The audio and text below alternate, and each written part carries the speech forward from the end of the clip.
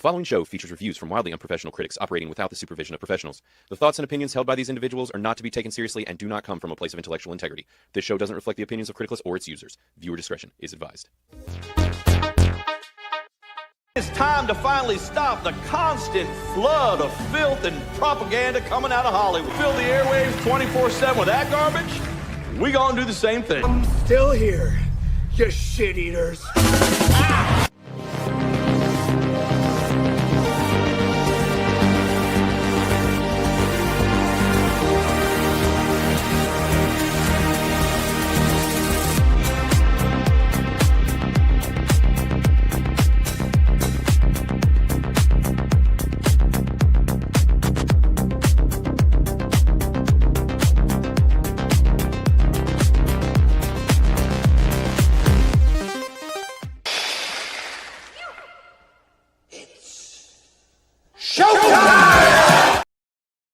What's up? What's up? What is up, everybody? Hello and welcome to another Criticless Cast Unhinged. We are back. We are here and we have a big show for you again. These summer shows have been packed wall to wall with stuff, being that there is like a new movie worth seeing coming out every single week currently. And I can't complain because I like having new stuff to watch and review, and for the most part, I think things have been fairly good, which brings me to what came out this week, which you probably saw in the title. And I actually just dropped a out of the theater reaction short for it as well. But I have seen Evil Dead Burn, the sequel to Evil Dead Rises, which I actually did not see. So we'll get into all of that, and if you need to see that one and what to expect and everything. And I'll give you the rundown, spoiler-free, for Evil Dead Burn and whether or not it is worth checking out. But obviously, we're here. It's freaking Nicolas Cage month, voted by you guys unanimously. Like at least 100 of you guys voted last week and were like, more Cage, please, for the love of God. We just need wall-to-wall Cage. So this week is Face Off. I totally forgot to figure out all of the other Cage things that we might need to do and where they are easiest streaming. So we'll have to be figuring that out as the show keeps rolling. But I'm excited to talk about all of this stuff. And we've got your Culture for Boomers. I think we probably have some water cooler talk because I know that Matt and I have been watching at least two of the same shows currently. So we'll dig into things. But as usual, I need to introduce the usual Spud Specs. I am joined by Mr. Matthew Verlack. What's up, everybody? Welcome to tonight's show. And we don't have Chris. He's not here. There's an empty chair. Oh, hello, guys. Oh, it's Chris. I promise I'm not gay, and I'm definitely not transitioning into a woman. None of those things are happening at all. That's not why I'm not here. It's because I work for the government, and I'm secretly a fed, a gay fed, a gay transitioning federal officer. That was perfect. I mean, really, Chris, I'm glad. I mean, Chris, that covers it. Yeah, glad to have you here, Chris. I'm so glad he's back. It's really good. That really makes it worth coming watching us. You know? It's really. Thank you guys. it's really good to have him here on the show, and he might or might not actually be here, which is why his camera and everything is turned on in here. And if he's not, then we might just pretend that Matt's hand is Chris for the rest of the show. Oh, don't do that! Don't make fun of me for an entire episode. So yes, that is how it's going down today. We'll see if Chris shows up. He messaged us earlier and was like, "Hey guys, what are we reviewing?" We're like, "Holy crap, are you coming?" And he's like, "I just might." So who knows? He could. I love that he waits for the middle of the day that we're gonna review it. He works like, 8 to 5. Yeah, and he literally waits till the middle of the day to be like, "Should I watch this 2.5 hour long movie?" I wonder if he got a break. Which, from what we're hearing, he might actually be back officially like as soon as next week, because I think the dust is settling for the feds this week. So anyways, we're going to keep on trucking and talk about everything going on in the world. I've got stuff ready for Culture for Boomers. We've got, like I said, some water cooler talk and all of that. So we'll go ahead and we'll hit up some Culture for Boomers. And I actually have some good news for the members in the chat. You probably haven't noticed yet, but I've added something for you special. So we'll start Culture for Boomers and I'll show you what it is.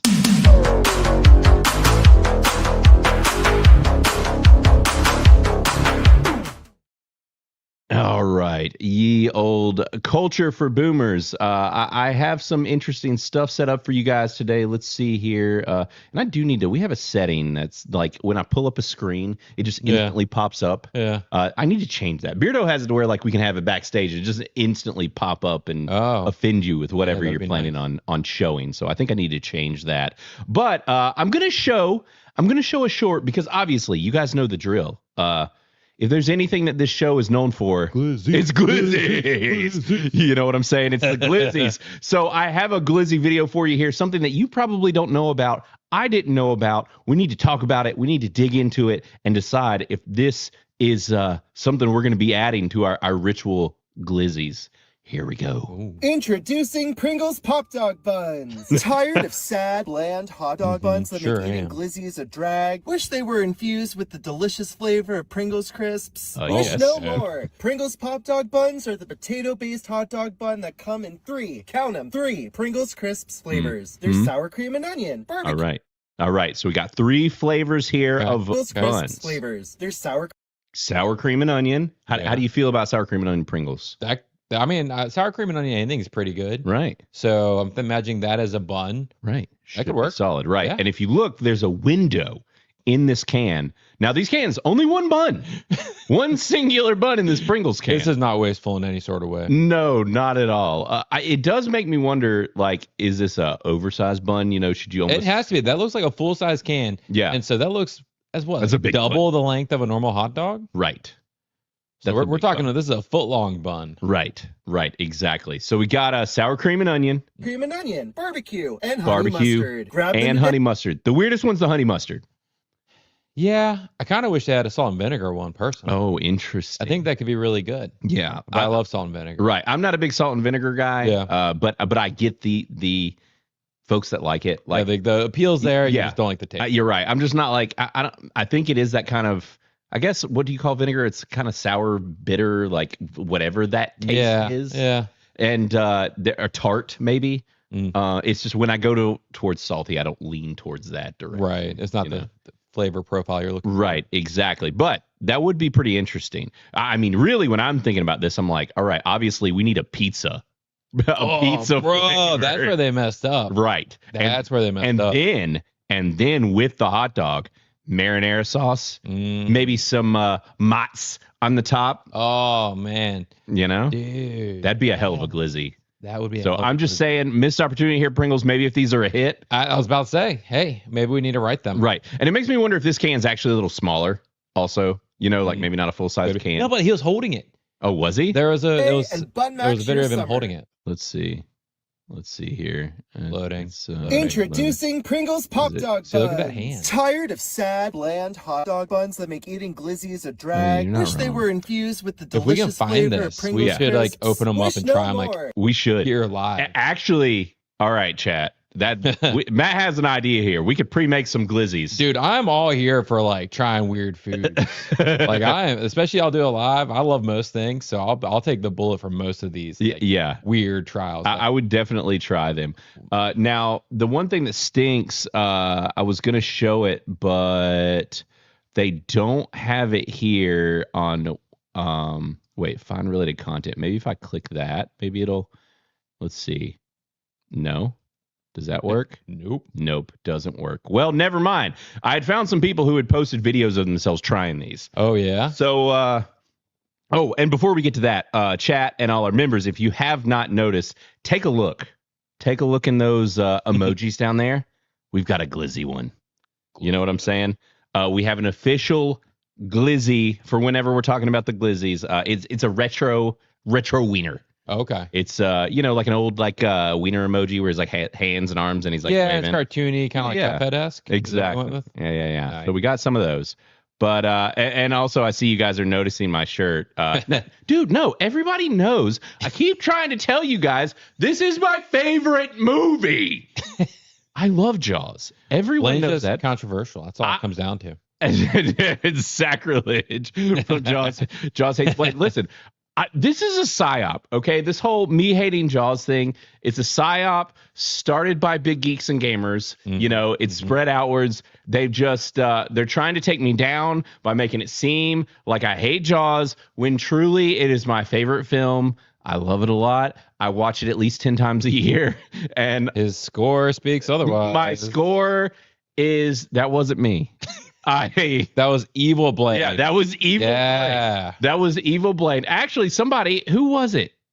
Couch Tater. No, Couch Tater dubbed Evil Blaine. He has a nickname. Isn't it Zane? It is Zane. Yeah. It is Zane because Evil Blaine comes out when I play video games. So Zane. Yeah, and I'm streaming. So Zane. That was Zane that left the 50% review, and he's trying to take me down.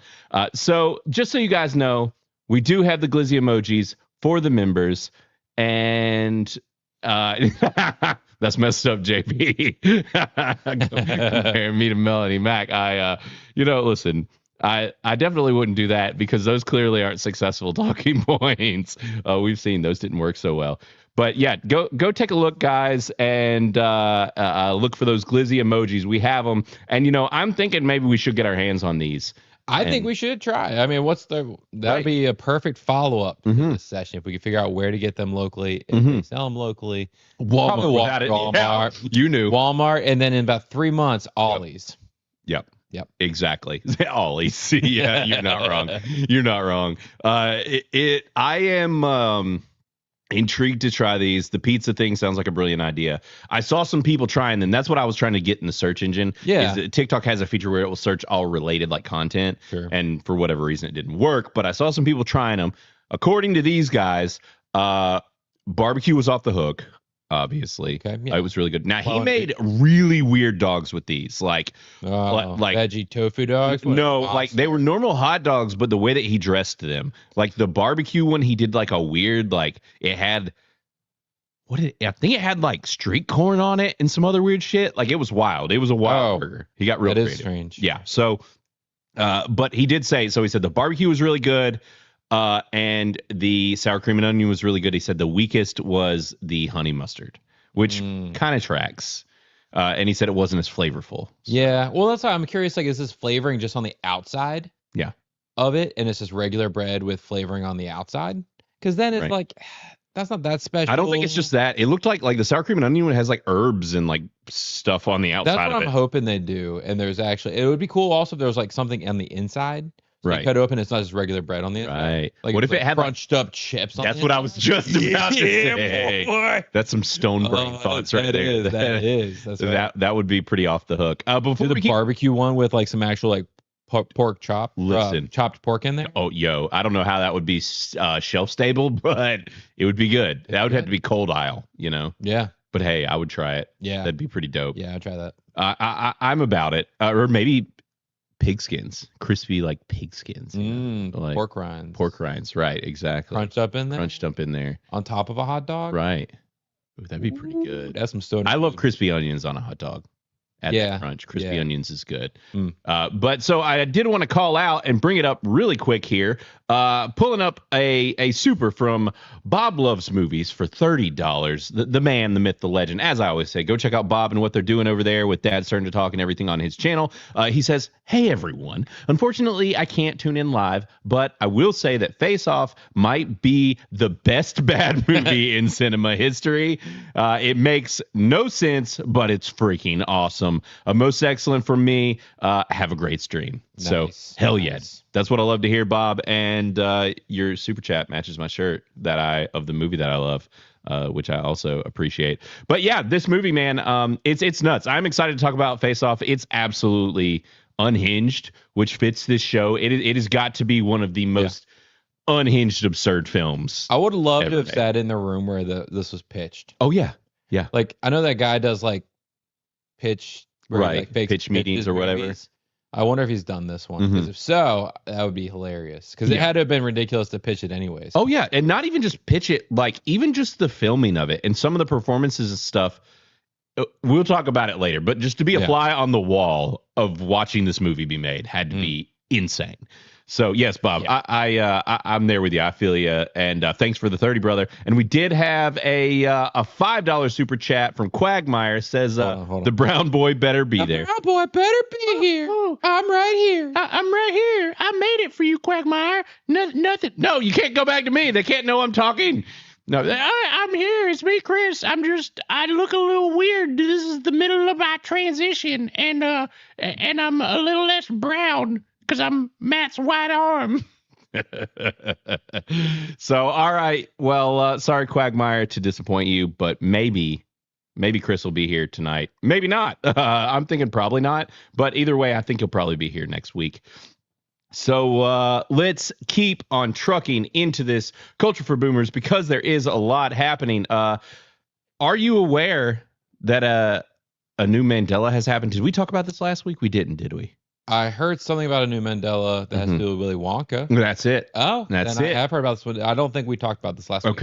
Okay. So chat, and I'm sure for the boomers, just so you know, a Mandela, otherwise known as Mandela theory, I'm sure most of you know, but is a weird alteration or change to our reality as we know it. Many people have been noticing them since around 2013 or 14, around when they started up the CERN Hadron Collider. Which they're expanding to make bigger and do more things. Yeah, and I think a whole nother one is being built, like a bigger one. Why? What's better than one? Just destroy destroy the planet. Just go ahead to all of reality, just destroy it all.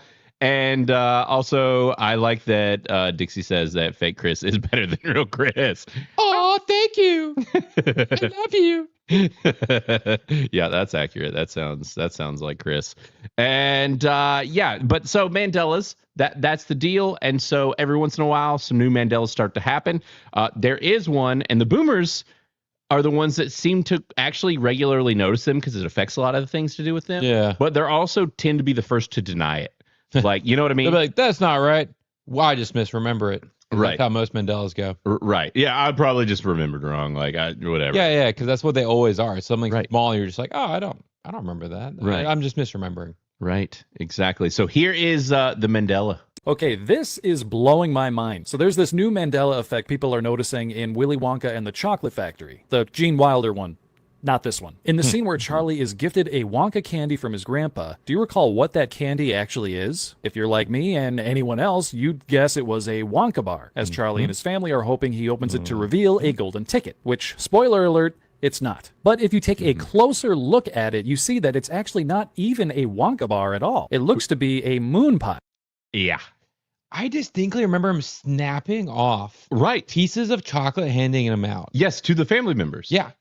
This is not what happened in the movie in our reality, period. Nah, I know we're in a different reality currently. Yeah, and also for everyone that knows, and if your speculation does lean more towards CERN, actually they just turned CERN off to do repairs for like the next year. Yeah, well, that's what I was talking about. They're making it bigger. They're doing exactly. Like these, advancements to it. Right. And so a lot of people said when they turned CERN off, weird things were going to happen. And then this was one of the things that people started pointing out like right away. And so the question is more going on? I've seen people saying that actually there is a potential for time to slow down because a lot of people have speculated that our time, I don't know if you've noticed where your days seem to go by a lot faster. Yeah. Time seems a little wonky. Yeah. And a lot of people associate that also to CERN, and people think that time might be slowing back down to our normal pace with CERN turned off. Oh, I thought that was just us getting old. Right. Being like, wow, yesterday went really quickly. Flew by. Right. So let's see here. Let's keep trucking. Actually, it's called a Whipple Scrumptious Fudge Mellow Delight. Now, this is sending the internet into a craze because everyone is remembering it as a Wonka bar. And I thought so too, as I thought the only Wonka item that contained the golden tickets were Wonka bars, Wonka chocolate bars to be exact. Right. So why is Charlie opening up a fudge mellow and his whole family is hoping that there's a golden ticket inside? Now, just to clarify, don't get it confused with this scene where Grandpa Joe secretly gifts Charlie an actual Wonka bar late one night And with that's money when that the was golden supposed ticket's to in be it. for tobacco, which is is a completely different scene. Now, several people dusted off their old VHS copies of Willy Wonka to double check and shared their results on social media. Like this account here who broke out her VHS tape and the newer DVD release. When she played the DVD version, it was a fudge mellow. But then when she played the VHS copy, it was also a fudge mellow. So apparently it's always been a fudge mellow. But there's people who swear that they remember it being a chocolate bar, which I thought so too. Yeah, I'm guessing CERN might have run another Hadron Collider experiment or something. Okay, there we go. So yeah, that's the new Mandela. Let us know. It sounds like some of you guys remember it the same way as us. And there are a epic crap ton of these things. I mean, once you start digging into the Mandelas, I've seen people talk about actually having like personal Mandelas where like they will go to get photos out and stuff, and the photos don't include things in them that were once there. And so actual changes to like photos. That doesn't surprise me at all. No, me neither. Me neither. Mandela stuff is weird as shit, and there's definitely something going on with it. It is absolutely, it's not just like a, some strange phenomenon that like a handful of people experience. It's like there's too many people all being like, no, I don't remember things. Right. For that to be just like a random thing. It's one thing to be like ghosts aren't real because I haven't experienced a ghost, but too many people experience Mandela effects. Yeah. Oh yeah, totally. And initially there were people who like in the conspiracy realm who speculated that it was like some kind of like mind testing, kind of like a MK Ultra F testing to see if they could like convince us of certain things and then confuse us with what it really exists. But I think with the consistency of this and how it works and with everybody, like it just seems more like too much credit to the government. Right. Exactly. I feel like it's more likely, that it's some reality change. Situation, probably some time slipping, something weird. So anyways, that's the new Mandela. We got Glizzies, we got Mandela, and I'll show you something funny here, just because I got a chuckle out of this, and it did some numbers on the TikTok.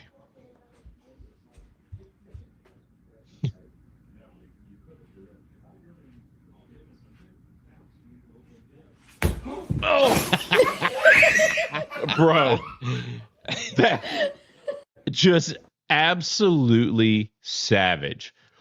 Hey man, I guess fight or flight. It's always fight. you know that. Hey, if I'm half your size, I would probably also punch you in the dick. Right. Yeah, I mean, what are you gonna do? It's that's clearly not a a joke to play. Matt, what kind of craziness are you trying to zoom it out? Oh, are you giving them two angles of you? Is that what we're doing here? Oh, that's your camera. Yeah. Okay. I thought you were messing with Chris's camera. I was like, are we about to double down into messing with No, Chris? I just realized I'm like, you're super zoomed in than you. Right, there you go. But yeah, so and yeah, Jake, I'm actually a government drone. Who knows? It's more likely Chris, but yeah, so make sure when you're playing games with your kids, make sure when you're playing games with your kids, think about the consequences of your actions because they might rock you. That's true. My kids have definitely done stuff like that. That is their instinct is to hit you in the dong. Kids are very apt to do that kind of thing. That's how you know you've raised them right. Be like, hey, self-defense. Right. Fight to win. Yeah, exactly. Now, I want to bring this up because it's more of a PSA. I saw this and I was like, you know what?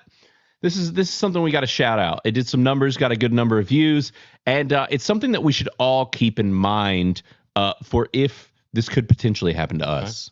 Michael Johnston, did you know your Wikipedia under your personal life says you're gay and you have IBS?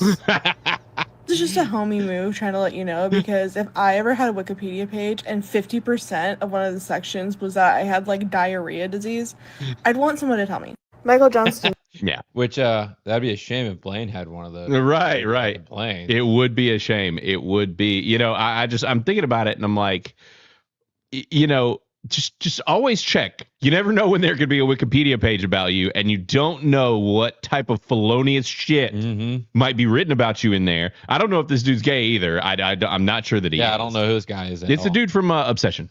That's Michael Johnston is the dude from Obsession, and so apparently his Wikipedia page has that in there, and I kind of want to see if it's still the same. Yeah, I imagine it's probably not.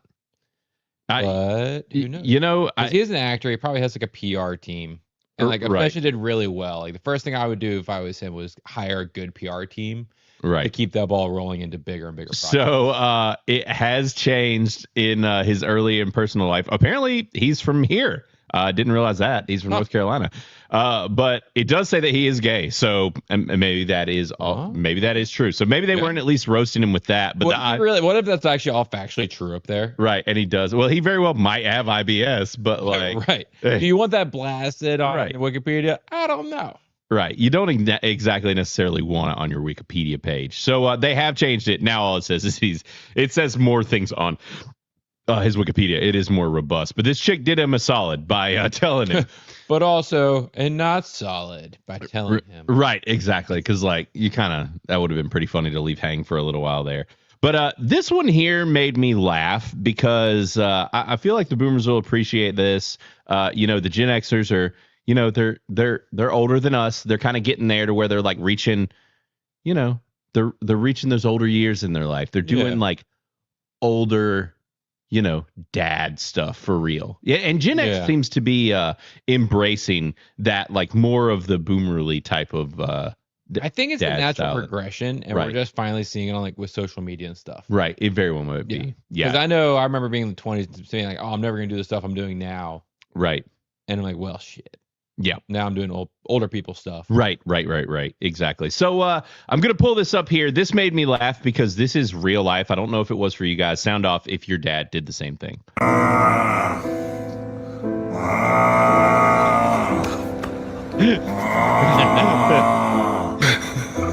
feel like this is you.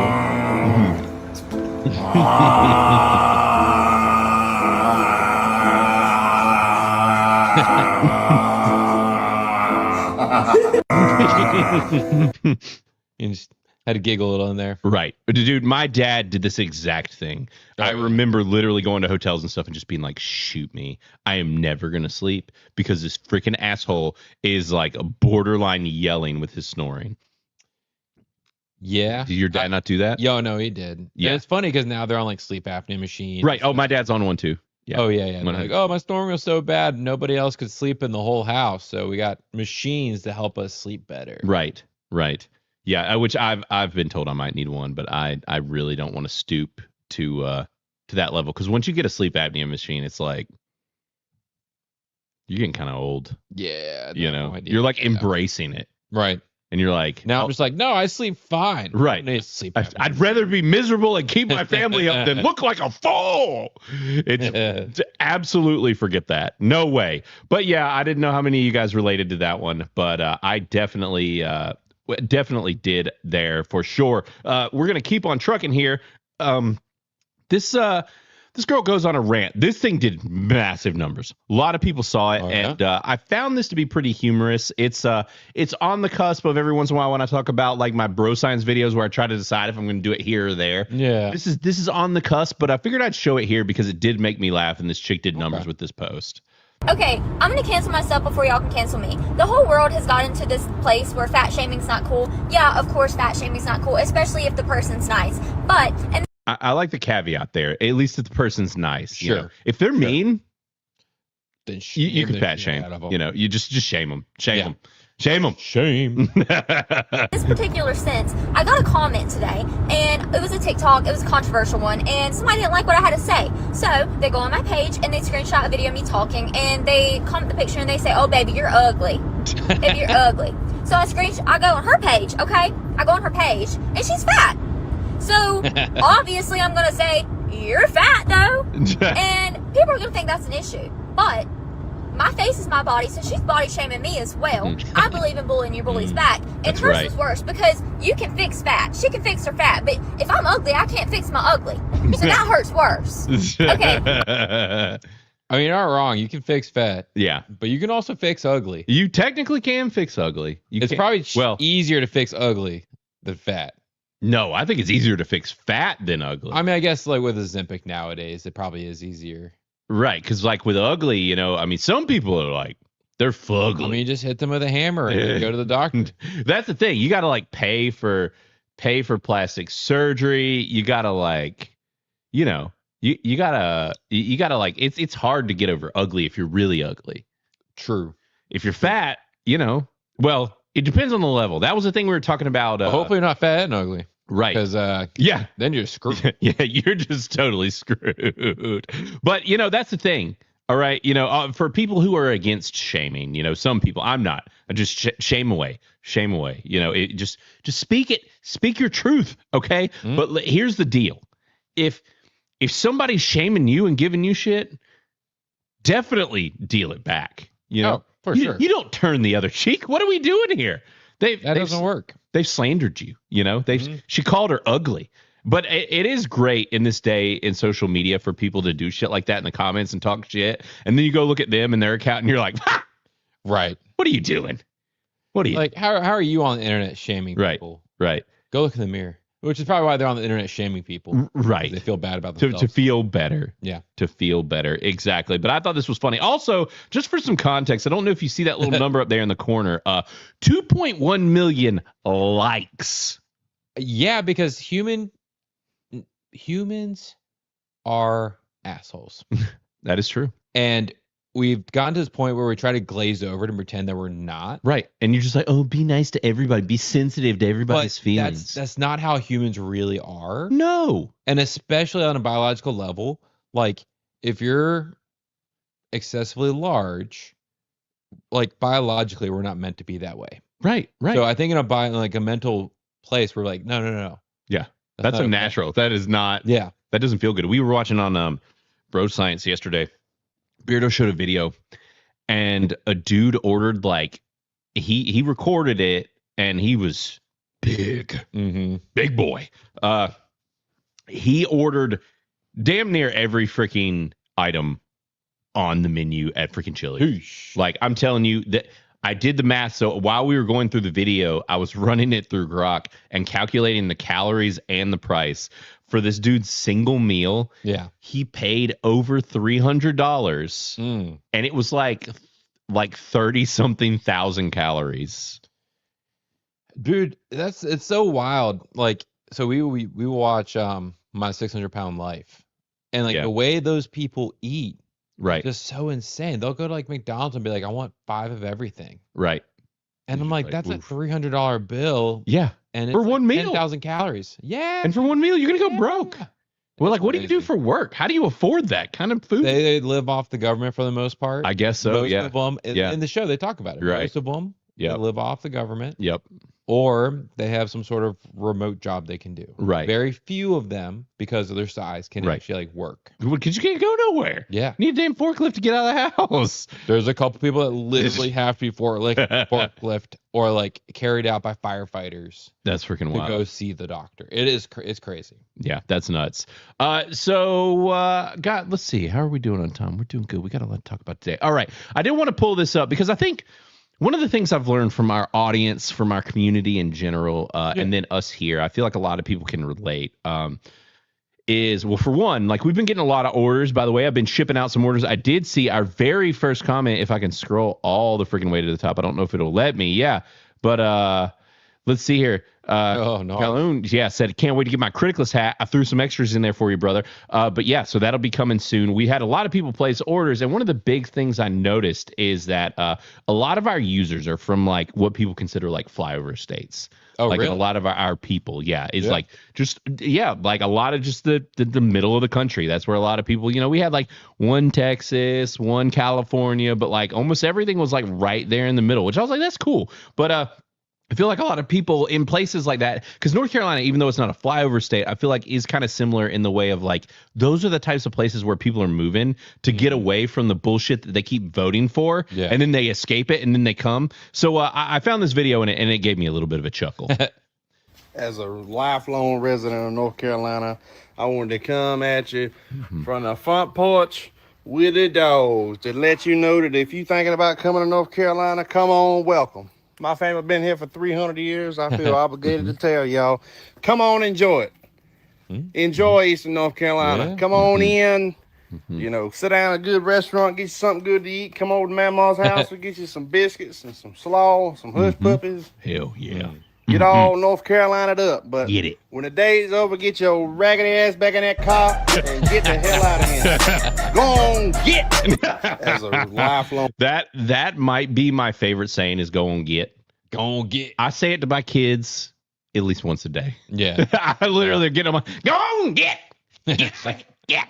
And it's something you need to learn. Like, and if you're not Southern, you can have a pass. Just say it. Just say it. It is. There's nothing that feels better than telling somebody to get. You know. Yeah. It's you need Especially to if you're like even if you're not Southern, you pretend to be Southern. Right. It's just fun. Like go on, get. Get on out of here. That's how I love saying it. It's and my kids laugh when I do it anyways, and they know that that's my way of being like I love you, but like. Leave me the fuck alone. So yeah, exactly, Toby. That's exactly how you say it. Yeah, you gotta get on and get, and that goes for all these states, you know, where everybody keeps moving over to. You know, it's like, hey, come and enjoy it, but get the fuck out. Get on and get. But that's what's funny living in Charlotte is right. Like, Charlotte is changing so much. Oh, drastically. So many people are moving in. It's not like that. Right. Like at all anymore. You might have a couple people here and there, and they're like, oh, yeah, look, they're normally like, they run restaurants and stuff where they'll be like, oh, I'm Southern. Yeah. But it's not like that. No. In the main region. We've been fucking colonized. We've been colonized is what has happened. Because that's the thing is like, I'll go to our because I grew up outside of Charlotte, definitely. But not only like 30 minutes. And I'll be in the same like, that town, you know, where my parents live and stuff, and we'll like go to a bar or whatever, and people are like, they'll hear me talk and they'll notice that I'm Southern, and then they'll be like, where are you from? Are you from here? And I'm like, yeah, I'm from here. Yeah, like I'm an actual local. Yeah, and they're like, I've never met one of you, and I'm like, that's fucking crazy. Like that is not good. So yeah, and Mo, you're one of these. Go on, yeah, Mo. Not granted, Mo has embraced his Mo is actually borderline so that he's gone back and forth over the years, you know, which now I'm just trying to bring him more north out of South Carolina, you know, get him up towards our way so that we can hang more. But actually, speaking of Mo, him and I got our tickets to see the Odyssey in IMAX Dome at the Discovery Place, actually. Going full IMAX. We are going full IMAX in the Dome. It's going to be ridiculous. I'm excited about it in the sense that I have not seen a movie in a Dome theater since I was like, actually the last movie I saw in a Dome IMAX theater was The Matrix. That was my first thought. You were going to say The Matrix. It was The Matrix, literally. So I am actually really curious how I'm going to feel about it. Because the Odyssey in general. But I'm kind of just excited to see something in the Dome. I'm not very excited about the Odyssey. I'm just kind of excited to see something in the Dome. I saw a super chat come in that's kind of tied to. Oh, really? Or just really? We had one come through. Oh no, it's not. Oh, there we go. All right. StreamYards decided to work. And Jason Nelson for $2 says seems Odyssey could be. Oh no. So what that stands for is one battle after another. Thoughts on one battle after another. That is the highest performing video I have ever posted on this channel. I posted quite possibly, I'm pretty sure, the first negative review of One Battle After Another on YouTube. Yeah. And unfortunately, we were not able to monetize that. Yeah, because that was back when I was editing. I didn't know how to do it. And so that video is still doing numbers. I'm still getting hate on it. And then I'll get the, person chiming in being like, oh my God, you're totally right. Yeah, but we actually get it. Right. But I was one of the first people to see, not only was I one of the first people to see One Battle After Another, but I think I dropped the first negative YouTube review and that thing did numbers. And I got a lot of hate and a lot of love for it. So I fucking hate that movie. It's terrible. I think it's crap and it just gets glazed into oblivion by people. It is not a good movie. So if the Odyssey is that, holy shit. And all I got to say is we all get to point and laugh at Jeremy Griggs for being a freaking Christopher Nolan, just slobbing on his knob all the time. So my gut tells me it's not going to be that bad. Yeah. I think there'll be noticeable things where you're like, this doesn't fit. Right. My gut, I don't plan to see it. Yeah. But my gut is going to be like a rat. You think? Yeah, that's possible. I think there's a good chance that even if it's not like totally political and whatever, outside of the casting, which is obviously that, and he's trying to pretend like it's not, I think that there's definitely still a chance for it to easily be his worst film. Like, it could be. I don't and that doesn't. I'm not even saying that that's bad because he's had all pretty much bangers. Yeah. Like, yeah. So the thing is, though, is we have been seeing the mighty fall, kind of like dominoes, one after another.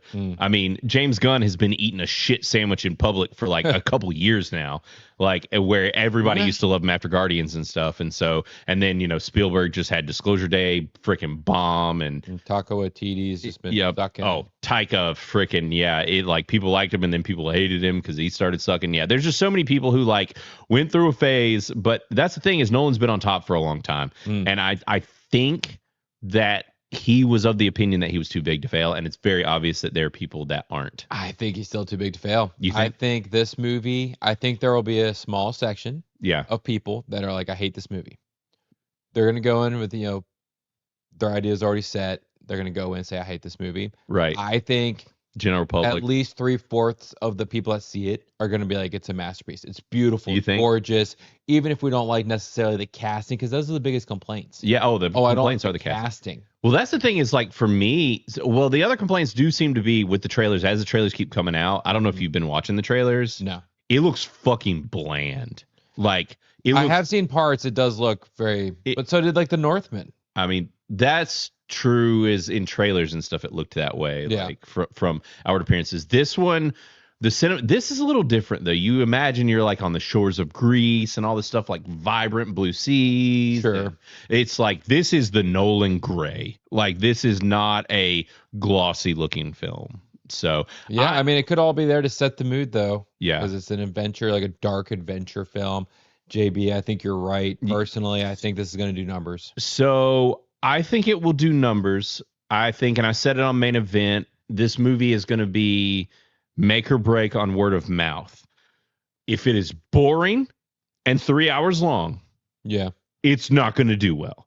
Now, and when I say not do well, it will still do well in the sense of a movie. But for a Christopher Nolan movie, it's not going to do well.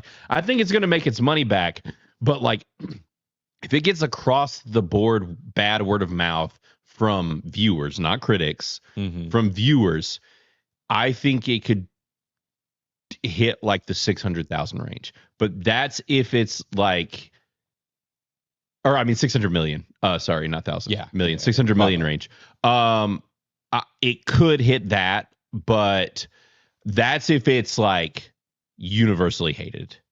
And I don't see that happening, but if it's boring, he's already said he's avoiding like the mystical god elements. There's no like, even though Cyclops is in it. Right. So like that being the case, not a great idea. Also very on brand for Nolan. I'm just wondering if he is, I don't know. We'll see. We'll see how it shakes out. I mean, I'm super curious. Yeah. Like I said, I have no plans to see it, but I'm super curious to see how it shakes out. Yeah. I mean, I hope it blows my mind. We're seeing it in like one of the better screen experiences, I guess, technically. I don't know how Dome holds up for, but this is a bigger IMAX screen. So this is like, how early are you seeing it?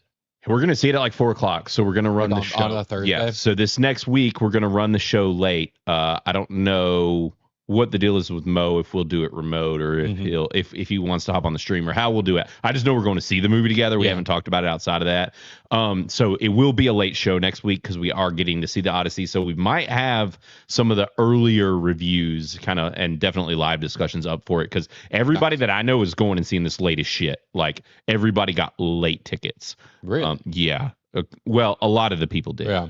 Now, people like Kada, certain locations and stuff is like wide open and easy to get tickets. It's in your like hyper concentrated areas, like certain like Orlando, where Jeremy is, and some of the other people, like they're like sold out. So, yeah, because I imagine this is going to be a fairly sold out audience, just because it's a story that is a beloved story, and he is a beloved director. So between the two, I feel like it's going to do well, at least the first weekend. Yeah. Yeah, I think opening weekend it'll do well. After that, and once Spider-Man comes out, I think the Odyssey's fucked. Dude, I went to go look at Spider-Man. I was like, oh, maybe I'll go see it. And I was just curious at what like the amount of times it was showing. the sheer amount is showing every 30 minutes in our theater. I have not seen a movie in that many theaters in a long time. I got my tickets opening week. Yeah. Or I mean opening night. And for the first, like, at the time of when the tickets were posted for Spider-Man, the first 4 or 5 days were completely sold out in like the first week. And so I think they're adding showings, like you said, where like Spider-Man's showing in like every damn theater. So it's going to do numbers big time. So 100%. I am, that will be the biggest movie of the year. I think. Right. And as Crisco said, the critic reviews have been rave reviews. And One Battle After Another was dog shit. Disagree with you on that. But that being said, and I do agree that it got glazed way harder than it should have.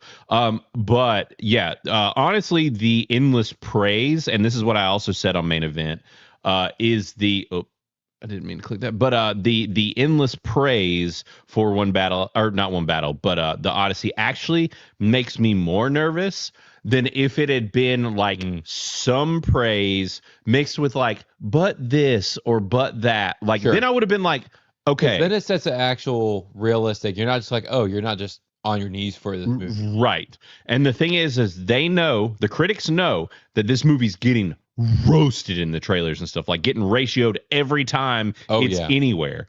And it's getting a lot of fucking hate. Anytime that happens, the critics freaking rally. Like, they rally unless, no, pretty much anytime. Like they're paid. Yeah, almost like they're paid to have a certain opinion, believe it or not. And yes, One Battle After Another did win Best Picture. It doesn't mean it was actually Best Picture. It just won it. That's another sign why you shouldn't trust these awards shows, and why one of these days we're just going to have Criticless awards shows, and all of the opinions are going to be based off of, obviously, our Criticless scores. So, but yeah, I think that's going to be it for Culture for Boomers. We're going to get these headphones off of our ears.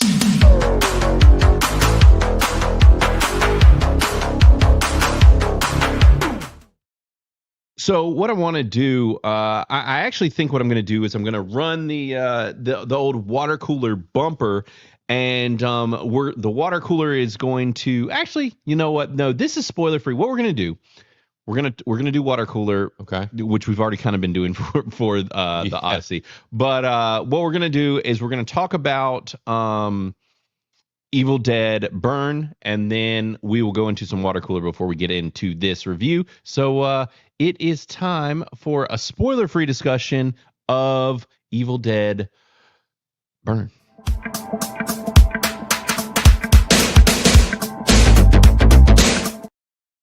And I'm trying to, all right, there we go. Spoiler-free is popping up on the screen because our talk of Evil Dead Burn is going to be completely spoiler-free. I did see someone in the chat who had apparently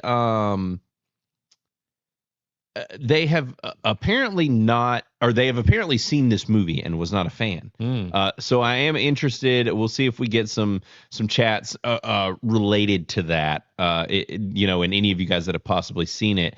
And I see, JB Spooky's reviews. He's going to have some opinions. I am curious. He probably hated the most recent one, if that's his opinion on that. Granted, JB is very particular about his horror movies, which is fine.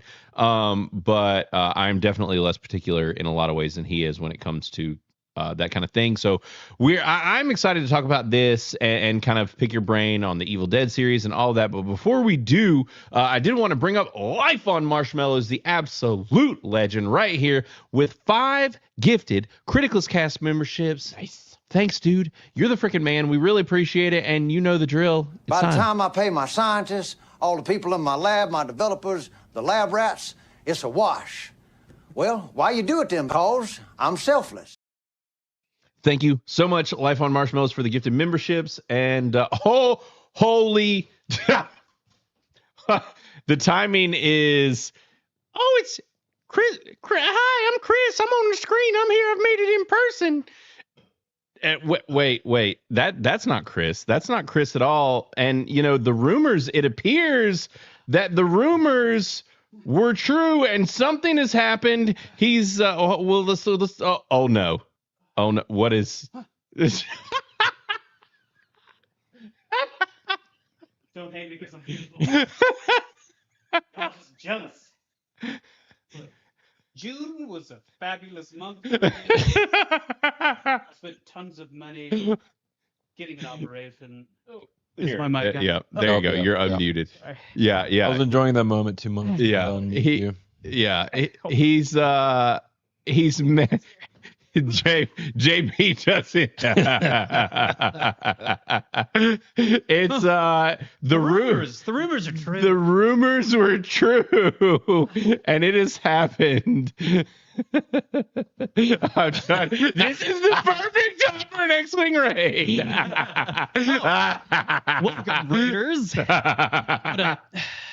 So, if anybody, for those that didn't know, Chris has been gone for months. The speculation has been that he has been undergoing some sort of transition, and it appears true. They're all true. All rumors are true. All the rumors are true. Chris has possibly undergone some kind of transition. Why are you gay? What up? And for good measure. Gay! Look, it's not gay. Right.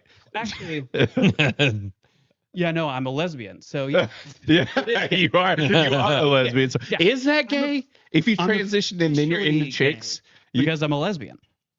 Right. Yeah. There we go. That is, yes, Dr. Manzar, that is an excellent question. So Chris made it on the show. Somehow he even managed to. Oh no! Now there's another. We just keep having one special guest after another. Now Tyson's made his way in here and is probably going to tear everything down. This is a shit show. Everybody that rated over here from X-Wing's channel, like he said, Wait, Chris, you gotta take him out. Yeah, take him out of the other door, Chris, or he's definitely going to get back in. But yeah, you're welcome, X-Wing. And this shirt, listen, I've been telling chat the shirt, what a shit you've got for your shirt today. Everybody in this shirt, like, listen, I keep telling you guys, I love Jaws. It's my favorite movie. Everyone knows it. This is a hit job started by big geeks and gamers.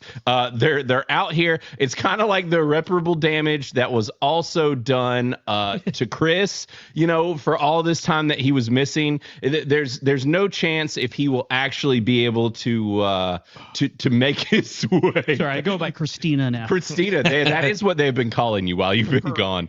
So I need to know. I need to know where the wig came from. Like, why do you have this wig? Or did you like not a wig? I spent at least $20s of dollars on this transition, I think they call it. Yeah. So yeah. Those are hair plugs? Sir Bezos, he gifted me this. Oh, really? After I paid him $20. Oh, okay. I was gonna say, is it? What I've? Yeah, that's a Dollywood wig. That's a compliment. That is. Like, Dolly Parton is a gem. Right, she is. She is an actual gem. Yeah, Gary won't have me on F&T because of Jaws. Listen, you might be right. You're right. Well, it's coming out now. He has been calling me Blair and Blake for like a month now, so it's getting close. Well, right. If you take the same route I do, yeah, Blair or Blake would work. Right, that's true. That's true. That is true, because that would get you on the show. Yeah, right. Because everyone knows that F&T is all about diversity, equity, and inclusion. Exactly. If anybody knows anything about F&T, it's that they're diverse and equitable and love the inclusion. So inclusive. so very inclusive. But so the plan was to talk about Evil Dead Burn. That's why the spoiler-free thing is up on the screen, as I was planning on talking about that. We did have somebody in the chat who had seen it and was a big fan of it. If y'all have not seen, I did post a short on Criticless, but I guess or on the cast channel before going live. But I wanted to ask you guys, firstly, did you know about Evil Dead Burn? Like, are you interested in seeing this? Where do you sit with the Evil Dead series? All of the above. I haven't seen the last two Evil Deads. I saw the remake, and that was the last one. And then they made the other one, but I had just had a little boy. And the last thing I wanted to watch was a horror movie about a possessed mom, like coming after her kids. So I have yet to see that one, and it could be really good. Right. I do like the Evil Dead franchise. I was gonna take a look because I don't know where it was doing well on Criticless for a while there. I'm sure it's still doing well. I've heard it's a good horror movie. Yeah, so I think it's in the Rads, if I had to guess. Evil Dead Rise was the most recent Evil Dead film. It's sitting at a 73% on Criticless right now. It does only have 30 reviews though. Yeah. Now, and that came out back in 2023. So it is in world, in universe, whatever, with the Evil Dead movies. I don't know if that one was the same as this one, but this one is produced by both Sam Raimi and Bruce Campbell. Like, they both are behind at least this movie. I don't know if they were the last one. Yeah. But, I think so. But they're connected. Is Bruce Campbell in either of them? No. Shame. So that's the thing, but I don't know. From what I gather, it's still in universe and all that. This movie does get into more lore, from what I heard, than the last one does.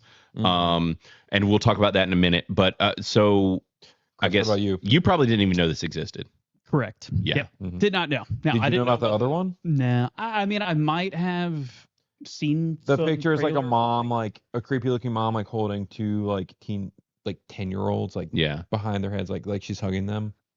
Yeah, it's there's actually 3 kids in that movie, from what I gather. But yeah, it's like it's because the series follows like the Necronomicon and the Deadites and these people that are almost zombie-esque in their looks, but are possessed by demons, which has always been the case for Evil Dead. Like those movies, because Chris, have you seen? Oh yeah, like so you've OGs seen for right, sure. right. So you've seen like OG Evil Dead and the Evil Dead movie, or I mean they did make a show. Yes, with, they did. Ash versus Evil Dead, which was excellent. I love the Ash versus Evil Dead show. Yeah, I like very fun. What I saw of it, and then I just kind of fell off because I'm the worst. Yeah. Nah, you're not the worst, man. But no, I've heard of the show, but I never watched. The show was good, and that did feature Bruce Campbell, as the main character, and he's some people with him and whatever. So I did like that show. So the OG3 movies were good. I actually really, I know that the fandom to some degree is split, but I think more like it than not is that they did like a soft reboot of Evil Dead, which was also called Evil Dead back in like 12, 13, 14, something. Yeah, somewhere around there. It was the early teens. And it was a female lead, but the movie I loved it. I thought it was awesome. I've not seen it since it came out, but it was wild. It was very much like a spiritual successor, like type of reboot, where it was like very much in the same vein of the first movie. Was Bruce Campbell involved? Or anybody OG? I think they were like producers again, but they weren't like. Yeah, I don't remember Bruce Campbell being in that one. So this movie, I saw it just a little bit ago. I was honestly not super excited for it because I didn't see Rise, and I'm like, I don't know how close these are tied into the Evil Dead movies. Like, if it's not got Bruce, I don't know how I feel about it. It's not directed by Sam. Like, I just don't know. And yeah, JB is saying that 2013 was a straight remake, and it pretty much was, because it's basically instead they swapped it wasn't Bruce Campbell's character as Ash, it was a chick in that one, and that was before everybody was freaking out about just swapping all the male characters with chicks, and it was right before all that stuff started happening. Right, the gender people swaps are upset about that. Right, imagine that. So with this one, I mean, I guess technically I went in with low expectations, right? So maybe that helps. I don't know. I enjoyed it. I had a good time. This is a fucking Evil Dead movie. It is brutal, like over the top gore, splatterfest, just gross, weird, over the top. This one does, like, you've got all the references and stuff. It talks about the Necronomicon, like there's Deadites in this. It feels very much in the Evil Dead universe. From what I've heard, because I did a little digging after watching it, because I didn't want to spoil anything beforehand. Apparently the last film had like zero. Rise had no comedy. Just straight horror. It was just very strictly horror, and that's one of the things that a lot of us like about these Evil Dead series, especially as they continue. Was after the first one, they got a lot more comedic. Yeah, well, it just got ridiculous. Yeah, and very chainsaw hands and raising the dead and exactly. Yeah, Army of Darkness is my favorite. Army of Darkness is a freaking masterpiece. I love that movie so much. So with this one, there is some comedy, but I still didn't think there was a lot. I didn't think there was quite enough. I actually felt like, so we got a pseudo Evil Dead movie this year already by the guy that actually did Evil Dead Rise. And so he did the Mummy movie recently. And right. Well, I saw it. I actually liked it, which you didn't see it. But I mean, I watched it eventually. It wasn't. No, not the Tom Cruise. Oh, not Tom Cruise. That more recent. Yeah, one. the one that came out this year, like literally this year. Yeah. That's the guy that did Evil Dead Rise. Okay.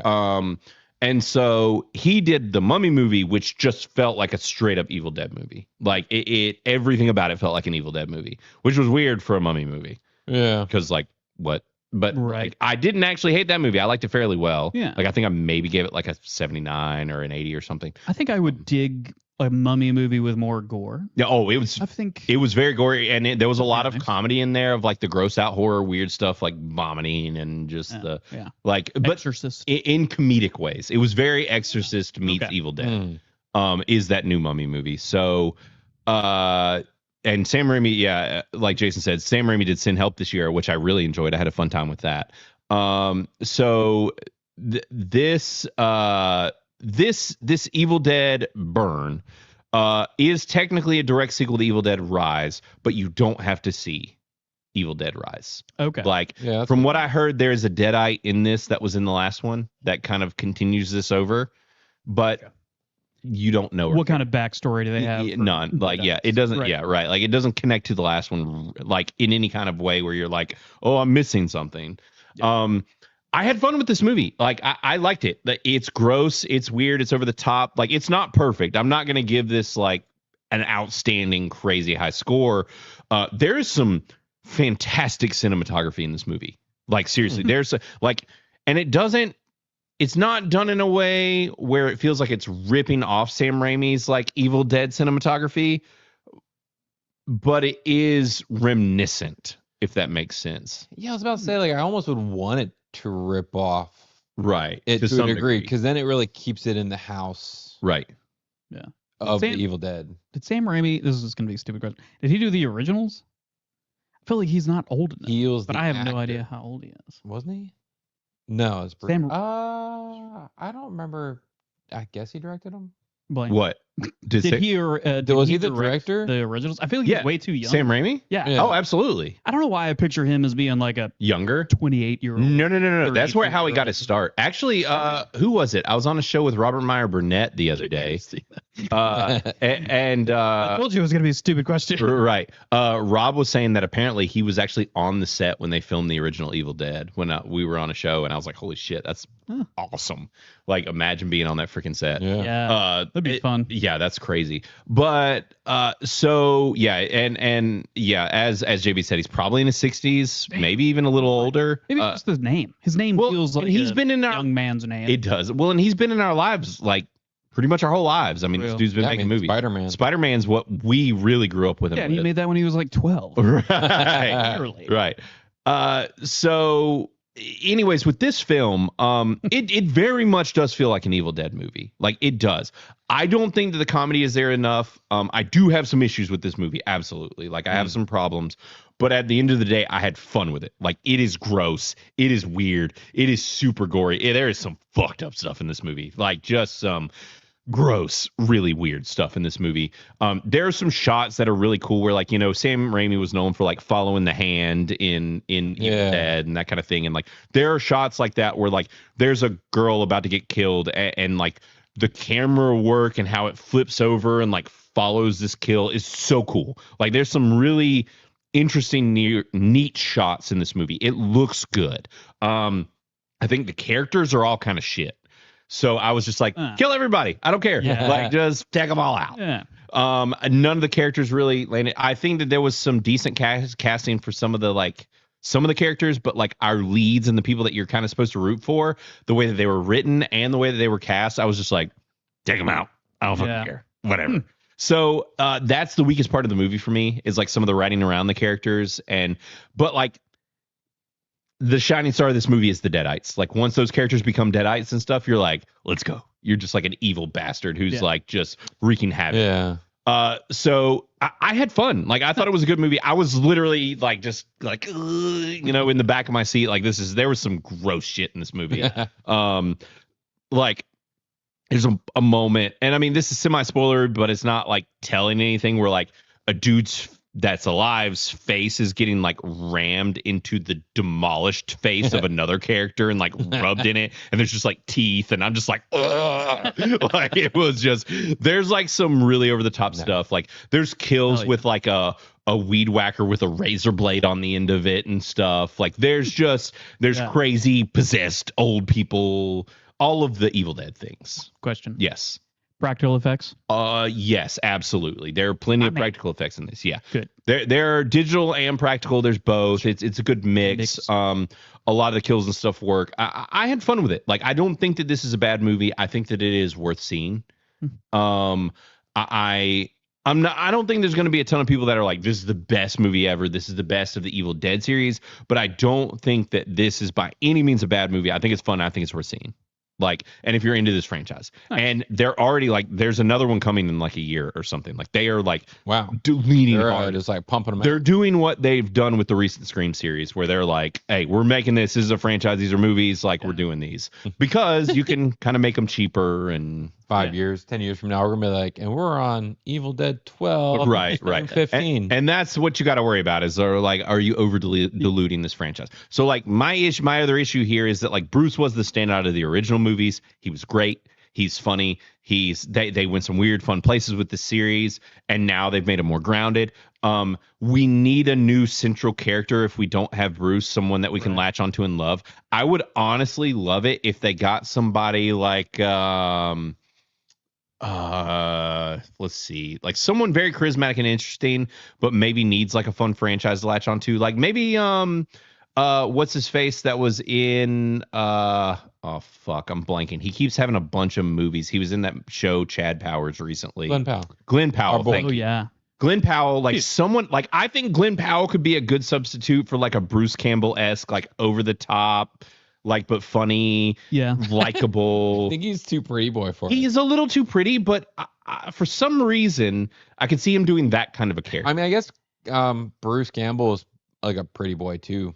Like, back when the first he one happened, and then he really embraced. He was, and like, I could see him doing something like that. But we need a figure like him in one of these movies to become the new center point and like take these movies back to being weird.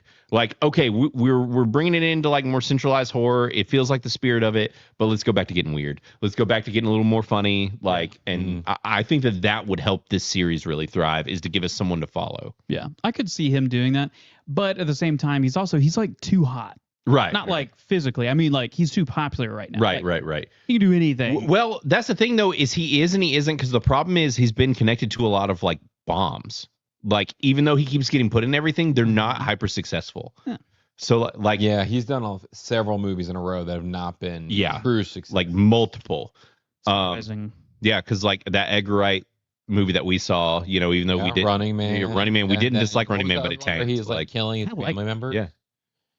Yeah, he newer one. Yeah, he did one about being like a kind of a nepo kid, whatever, and like taking out his family members to become like rich. It's on Max right now. So, anyways, and JB, I've seen a lot of people saying this, that like he's not a star. I think he actually is. I just think he hasn't found the right property yet, and that's why I bring up something like Evil Dead, which is like, maybe there's something that people haven't considered him for yet that like people would latch onto him for. Something like, I could see him thriving in horror. And because he can be funny, and he can, he has a lot of range. Like, I think Glenn Powell is, even though he is kind of a pretty boy, I think his best kind of shining thing is that he is funny. Yeah. So anyways, Evil Dead Burn, I think it's good. I think it's a fun movie. I don't think it's still is kind of, as far as like out of the OGs and even the remake, it's still my least favorite of those. But it's still a solid film. So what are you going to rate it? I think I kind of want to put it at like an 80, like a straight 80, even though I have issues. But so most excellent. Maybe a most excellent, but that is on that cusp. Yeah. Like, that's the thing, is like, over the next couple hours, the more I think about it, like, it's at that range where it could shift down. You know, sounds like a high rad. Right. It could be a high rad. But at the same time, I did still really enjoy my time with it. Yeah. Especially for you. It is. It is. And I have been seeing a lot of things lately that I'm not as crazy about. I did want to pull it up. We've had multiple reviews come in since we started the show.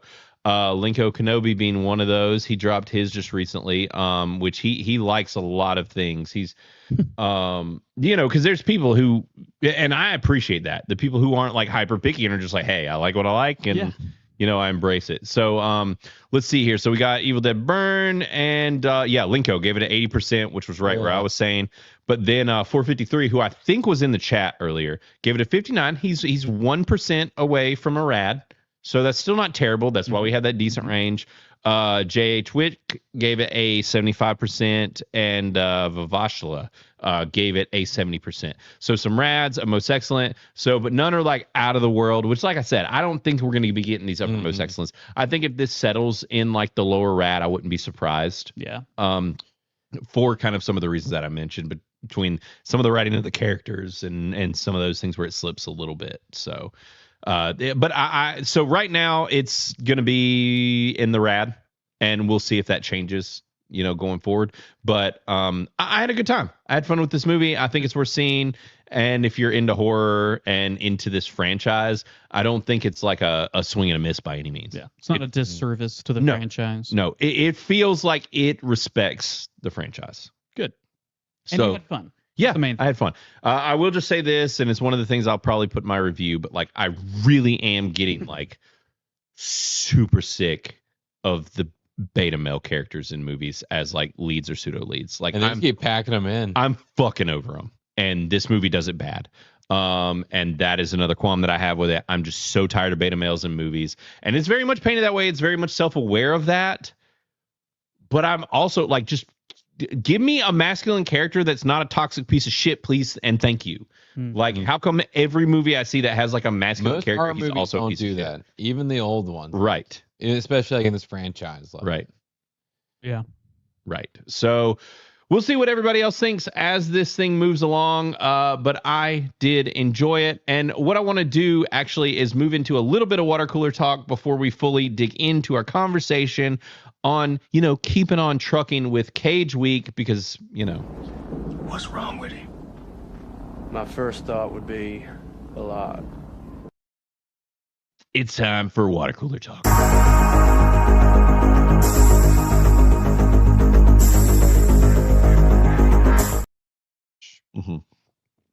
So, all right. I had a few things I wanted to talk about that these guys have been watching. I think some of you on chat have been watching, and we haven't discussed on this channel. I'm sure Chris has not been, because he has been overwhelmed. You did say guys. So. Right, the guys. That's right. Yeah. I said guys. Not me. And so not Christina.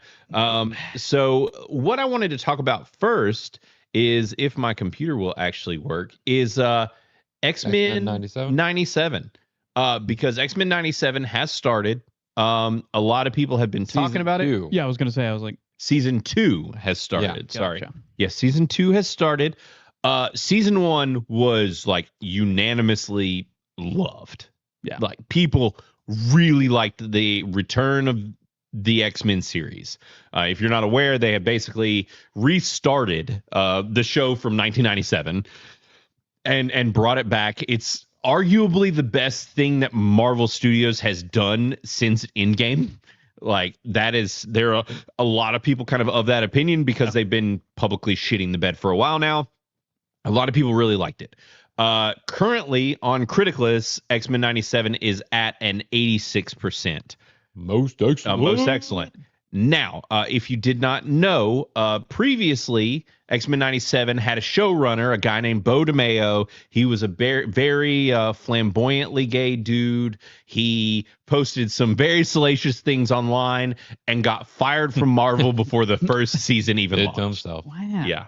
They really didn't well. go for the DEI. No, well, he got a little. He went too He far. got a little too DEI. Yeah. And got an OnlyFans. And right when this animated show on Disney was launching. Probably not the best move, but he did a great job with rebooting X-Men 97 and gets a lot of praise for that, regardless of his mistakes going forward. But either way, a lot of people were really worried because we're like, he's not back. He did a really good job with it. Like, what's the return going to be? And I can say there are 4 episodes out right now, 4 or 5. Have you watched? I'm not sure. I've watched at least 3, if not 4 of them. Okay, so I'm pretty sure there's 4. I've seen all of them that are there.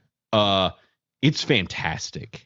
Fucking great. This is better than the first season. It is better than the first season. Like, I was like on the edge of my seat. Like, yes, this is great. Each episode, I was just like, yes, this is fantastic. It's so good, dude. You need to go back. You need to watch it. If you're not watching X-Men, to me, my sex man. So speaking of Bo DeMayo, he did like some fan art of like very flamboyantly gay versions of the characters in like skimpy clothes and stuff, and they showed it on Main Event, and Beardo was like, yeah. And then of course everybody's like, these are like gay homoerotic versions of these characters. And so that was where Beardo's meme of like, I didn't know it was gay came from, because he was like, I didn't know it was gay. I thought they just looked cool, guys. Yeah, that is 100% what it was. Yeah. And so that is where that meme for Beardo came from. And so this show though is it's so good. Like I was honestly, I was like, whatever, you know, maybe it'll be good when it comes back. By episode 2, I kind of want to give a spoiler just to encourage people to watch, because I was like, I never in a million years thought we would get this. Is that the show starts, season 2, episode 2 starts. You get your X-Men intro. They introduce some characters, do some things, and then you get another intro for the show that is an X-Force intro. And they have introduced X-Force. Without any spoilers, everyone knows there are a lot of X teams. There's not just X-Men. There are a lot, and there's not even just X-Men and X-Force. There are others. They're fucking doing it all this season. Nice. All of it. And I'm just like, let's go. Yeah. That's what I've been saying they need to do live action, is maybe ice the X-Men for a little bit. Yeah. And do an X-Force movie. Yeah. Or do something a little out of the box that people don't know necessarily. To be like, here's something new and unknown. And the fact that they're doing it in the show, I'm like, cool. Maybe they're warming people up to the idea of like the X-Force. Yes. And these other types of X-Men characters. I hope so. I don't know which episode. So episode 4 actually ends with like a stinger, like a Marvel style teaser that is teasing another X team. I think I've seen 3 then. So then you might on not the 4th one. Episode 4 hits hard, like along the lines of some of the things that they did in season 1. Ooh, like they are they are taking risks with this show. Like they are often characters. They are like they're going there. Oh yeah, because season 1 did it. So did you, Chris, with season 1? I watched half of season 1. You need to finish. Yeah, you need to finish. I need to finish. So yeah, let me tell you. It's been a while. So season 1, you need to finish watching it. I did see, and I think you're an outlier here, Sweet Potato Night. He doesn't like the animation. I like it. Yeah, I like it. When did you grow up, Sweet Potato? Right. Were you alive in the 90s? It's not one with the 90s art. It is different. Exactly. They did change it. And a lot of people were pissed because they nerfed Rogue's butt. Well, yeah. Yeah. That kind of stuff, sure. And they changed, like, one thing for me is, like, their eyes. They've changed. So, like, Storm is kind of hard to look at because the way whatever they've done to her eyes, I have a hard time with her character because of that. And I love Storm. So Sweet Potato Night says it's too choppy. Crank up the FPS.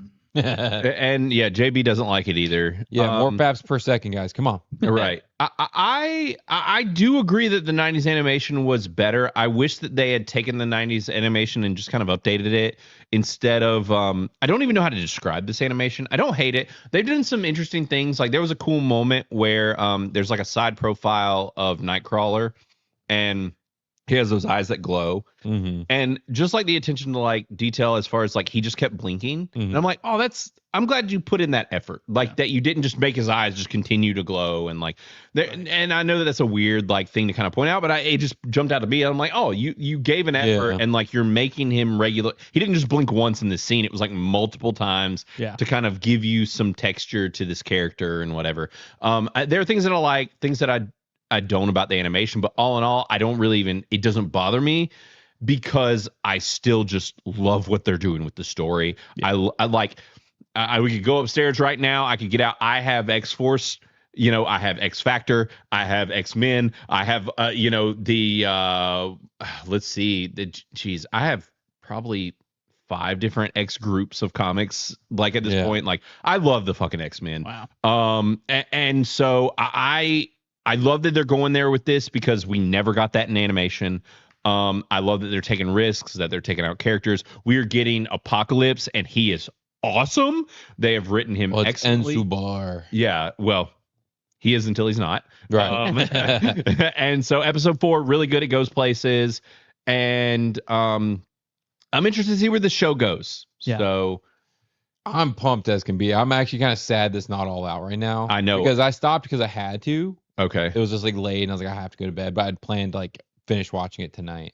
Right. Which means it's going to be like one episode. And I'm going to be sad. Yeah, it will be. Yeah, but still watch episode 4 because it is so good. Oh, yeah. Like they're going for the feels. Oh my God, this dog just keeps busting in. I'm going to have to like, holy cow. See, look at this. That's, if you want to know what it's like having a pit bull, this is what pit bulls are really like. What pit bulls are really like, which is they're not mean. They're literally just the sweetest dogs ever. Thank you, Tyson. But they are painfully abrasive. Go. Get him. Run. I love ear cameras messed up. And Chris's is that this is definitely Chop Mahler 3000. No, yeah, it's no, people in the hate for pits. The only pits that do that kind of shit are the ones that people that raise them fucking terribly. Yeah, that's the truth. Like, yeah, because we both have pits from the same litter. Yeah, and like mine's she's super sweet. She's got a little anxiety from separation, and she's a little like protective over food. But like, that I think that's because they were both abandoned. Right, they were abandoned dogs, but like people raise them to be mean. And so it's no, I know JB, I'm giving you crap, but it's funny because like when people find out, you get one or the other. You get the people who are like, oh cool, like I love pits, they're so sweet, or you get the people who are like, I'm never coming to your house, I hate your fucking guts, your dog's gonna eat my face. And you're like, I've had more problems with small dogs. Right. You haven't or have? I have. Yes. When I used to deliver pizzas, I actually got bit by a little dog, and this like old lady let her dog out. I was delivering a pizza. Right. And I was like, oh, I'm a dog person. Now we'll say this about pit bulls. They fucking hate small dogs. If they had, well, your dog was raised. I have a 7-pound dog. Yeah. Yours has been around a small dog. Yeah. Mine hates small dogs. I know they hate because he's like, cats. that's a fucking rat, and I'm gonna kill it. So yeah, I'm gonna have to. I put the fake puck. Oh, you did in front of the door. Well, not the fake one, but I mean it's real, but I didn't throw it on. Right. Actual real puck. He will not come through. Then he won't bust it anymore. Yeah, he looked hurt. Yeah, I did that. Oh, he was probably not happy because that's why he's been able to bust in multiple times. Yeah, we haven't had his deterrent up, but yeah. So, anyways, X-Men '97, really good, worth checking out, worth seeing. Agreed. One more thing I did really want to talk about really quick was another. Honestly, show. I'm probably gonna go back and watch the first season again. I kind of want to because I didn't, and I watched the recap, and I was like, oh, it hurt my heart a lot because one of my favorite characters is gone. Yeah.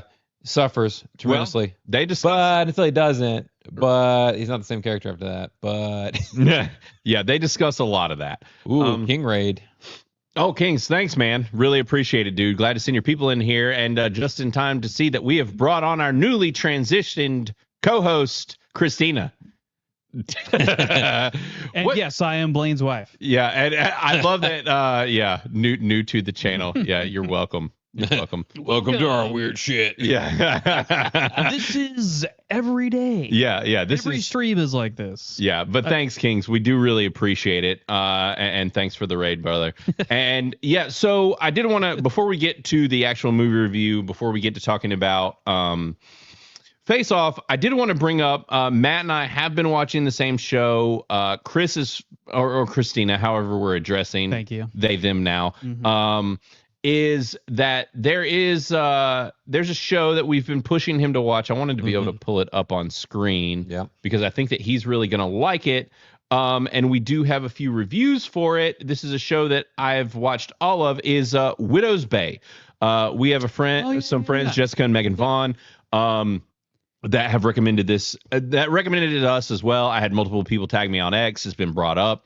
I have finished. I think Matt has maybe finished. Yeah, no, I finished. Okay, Matt has finished. I will be dropping my review soon. I am behind on reviews right now, really bad. But this is sitting at 84% right now on Criticless. A lot of people have been watching this show. A lot of really high reviews. People are very, very much enjoying it. Yeah. And so, Chris, as you said, it was clear that you kind of remembered it after us bringing it up. Yeah. But I know I have a plan to watch it. Right. Once I have time. Right. Yeah. You gotta have time. But it's strange. I've actually seen some shorts with it.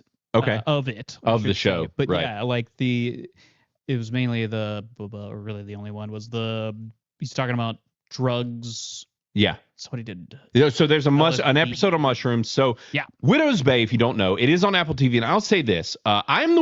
These guys can attest to it. I'm the world's fucking biggest Apple hater. Yeah. I will hate on Apple all day. But you did use an iPhone for like a week. A week. It was the worst. It was the worst fucking experience of my life. It was that really using that iPhone for that week made me want to end it all. It was bad. In game in a video game in Minecraft. That I hated using that iPhone.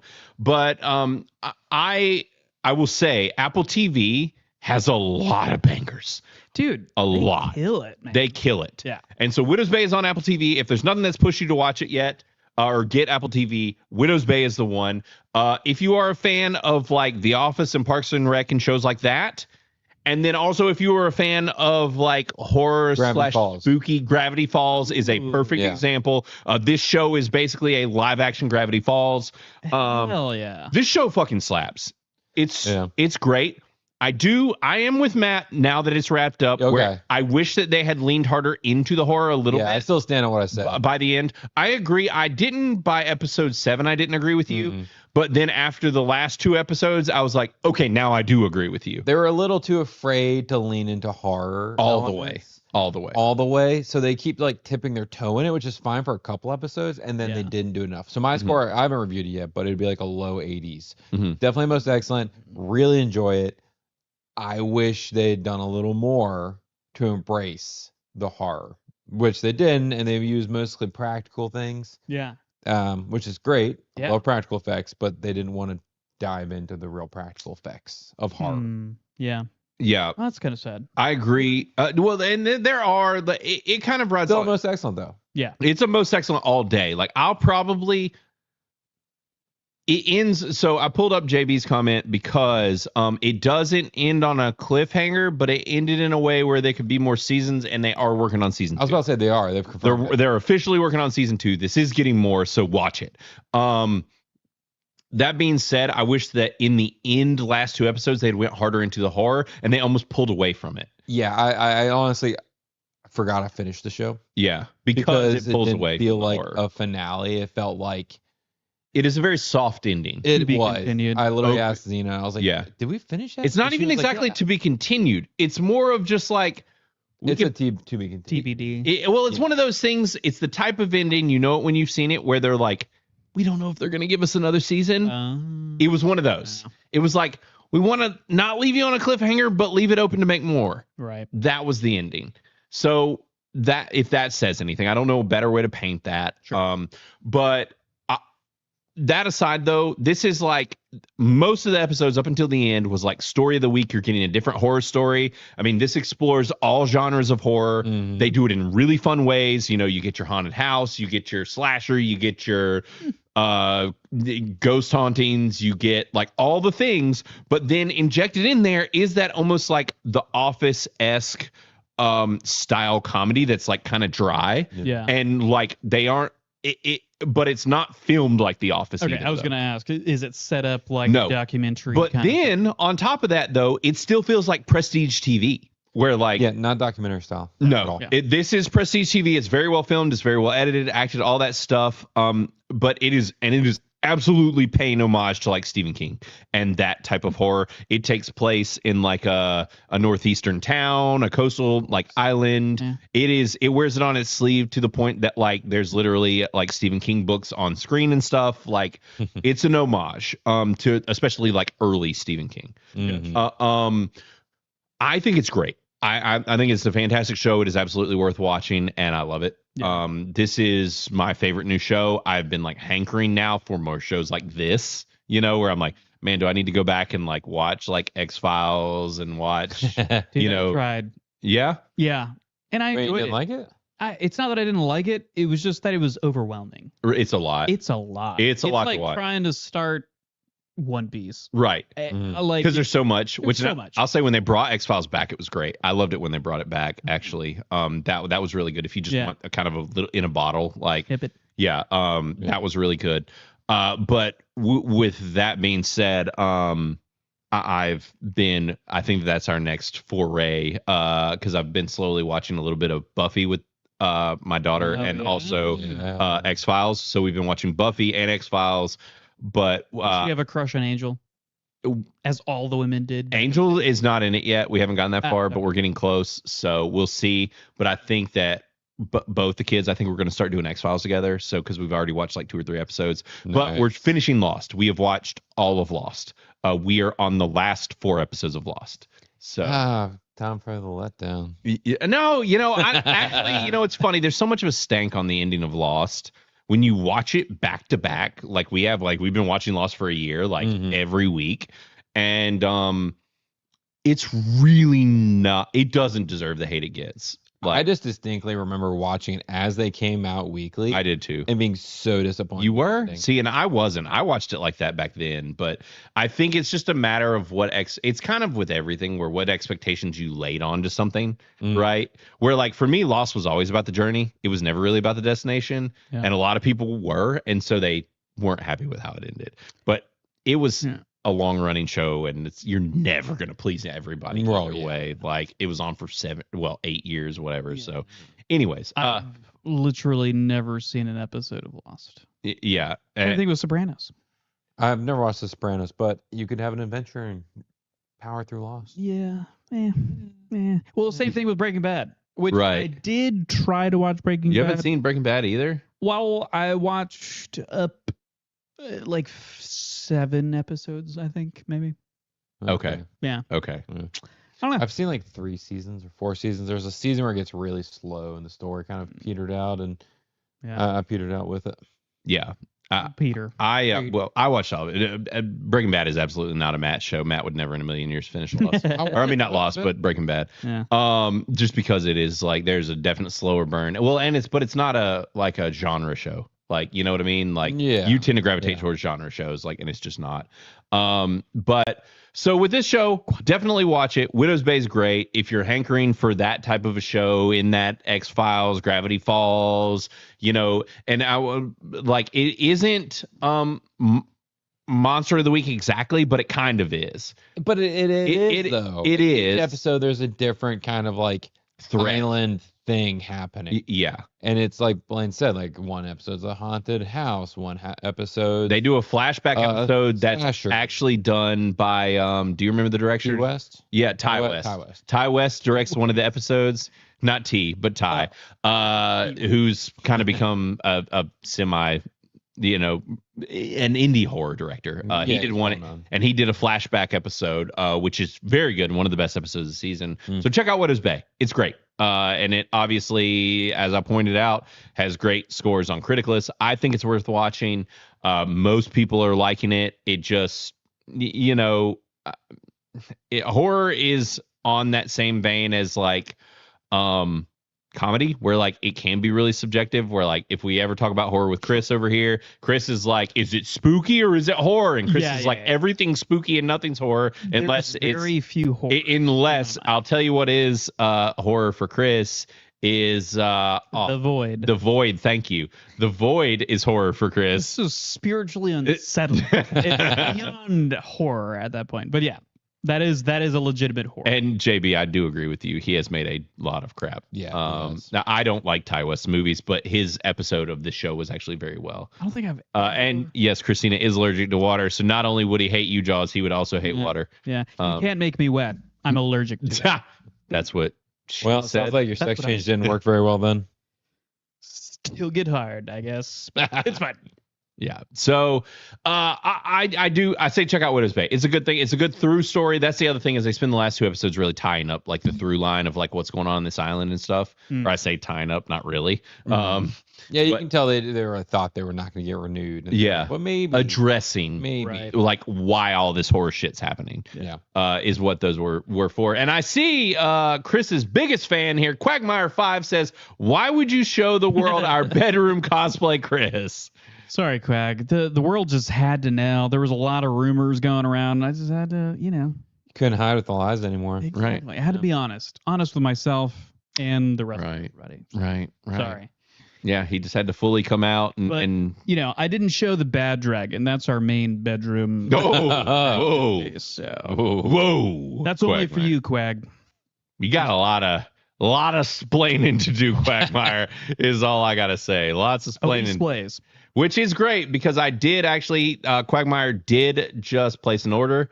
I don't know if he has gotten it in the mail yet, but I did write on the card that I put in there, "You're gay." Nice.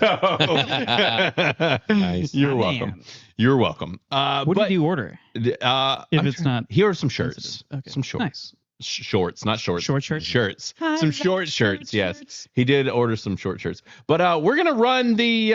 We still haven't made the standard movie bumper yet, so we're just gonna run the spoiler-free one because everyone loves the humpy ladies. It's time to talk about Face Off.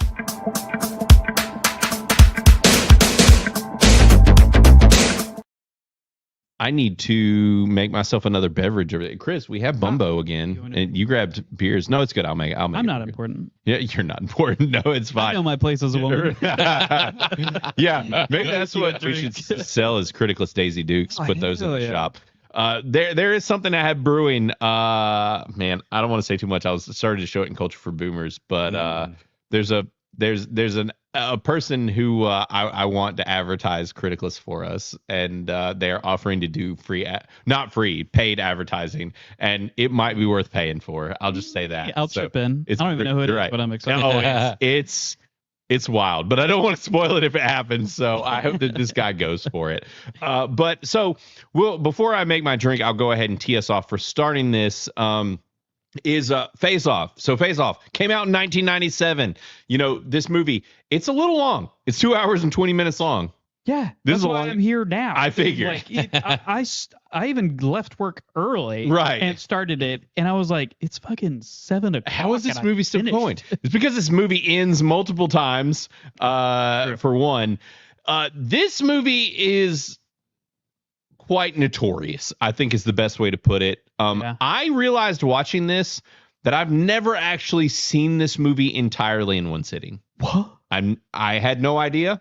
I don't know if Matt's in the same boat. I see you nodding. Yeah, I actually realized I had watched this like a year ago. Okay. And I'm pretty sure I did the same thing I did today, where it was like I watched it for an hour and then I meandered off to do something. Okay. And then I came back and kept watching it.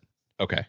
Interesting. Yeah, I'd never fully seen it. This was one of those at that time, where kind of like we mentioned last week with Con Air, is that these Nick Cage movies were always on TV. Yeah. If you were 90s kids, TNT. TNT, they were always on. Yeah. Period. End of story. They were on, especially in the 2000s. Yep. So this one, I had seen bits and pieces, never actually watched it, quoted it for years, but never really seen the movie. So I'm excited to talk about it. It is billed as a sci-fi action adventure crime thriller. That checks out. Is what this is. Why are you making that face? Sci-fi? I want your face. Oh. Okay, but I mean, the most sci-fi thing about it is literally the surgery, which there's more. But wait, there's the prison. Yeah, we don't know prisons like that. Magnetically locked prisons. All right. Well, not the prisons I've. Geneva doesn't exist here. Yeah. Yeah. So Interestingly enough, I pulled it up. There was an article on the Sci-Fi Channel, which was apparently that this movie was supposed to be a full-blown sci-fi film, which actually I could see that. Tracks. It makes sense.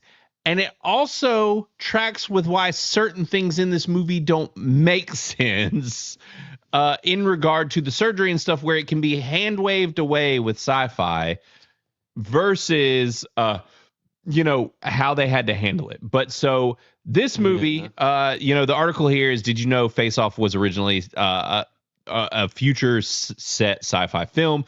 And they go on to basically explain that it was going to be like 100 years in the future is what this film was originally supposed to be. I'd be totally okay with that. Kind of I like would too. Demolition Man. Yeah. 100%. But basically what it says here is at a certain point in time, we did everything that was in the script. It was going to be over 100 million. That was what the producer said. In 97. The biggest single cut was bringing it out of the future. They paused for a second when I brought it up, and they said, well, no one will believe this. They can't do facial operations like this. And I said, I think they will go along with the flow of the movie, and they went with it. And he's like, thank God. He's like, because it allowed me to cut $20 million off the budget. Yeah. So it's like $1 billion in today's right. Yeah, seriously.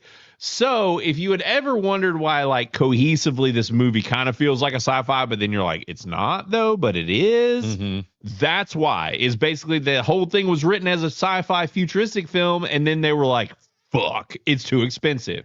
I just always assumed they were just like, it's a ridiculous premise. Yeah. We're going to switch faces and voices and like alter the body completely. Right. So to do that, we can then also just include some other very like futuristic or sci-fi alternative world things, and it just be accepted. Right. But I mean, also you have to think about like James Bond, stuff like in the friggin' 70s, 80s, and they have this future tech, and it's not. I wouldn't call James Bond sci-fi.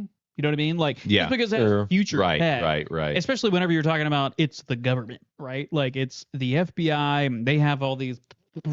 Sorry, here. They have this, super tech and stuff like that. Like, it's easy to wave the hand, and kind of play it off, dismiss it. Yeah, and it works ish, like ish. Where it's like, if we had like, if you were able to use the excuse, like when you're watching this, you're like, I feel like they're just trying to tell me that this is the near future. I feel like that's what they're waving at. And so it does work in that way. But so this movie, man, I'll say this. The first 15 to 20 minutes of this movie are fucking insane. It is unhinged and deranged, like in a way that you're just like, what is happening? Nick Cage, this is where Full Cage came from. From the first 15 minutes of the movie. From the first 15 minutes of this movie. Yeah. This movie is the absolute definition of Full Cage. Well, I saw that, or heard, read, watched, whatever it was, that they literally just told Cage to like do whatever in that scene in the church. To like, you're a psycho. Like, there's no script for this. Just be the most psycho you can. Right. And he did the whole head banging thing. And because the head banging, the ass grabbing, just all of that is some of the most like iconic, just hilarious, great memeable shit. Yeah. Like so many memeable faces. That's what's so funny. We watched like these two movies and they're like his most memeable movies. Yeah. Like both these movies are so insanely memeable. Yeah. At this point, like it's just they're so over the top, and I love them for that. And the so kind of getting into our review for this, as Bob chatted earlier, is like he's like, this might be one of the absolute best worst movies ever made. Like, and to a degree, I kind of agree, because like this movie you're watching, you're like, is this good? It's good enough to have me not question it being bad. Right. Where you're like, this isn't bad, but like it is.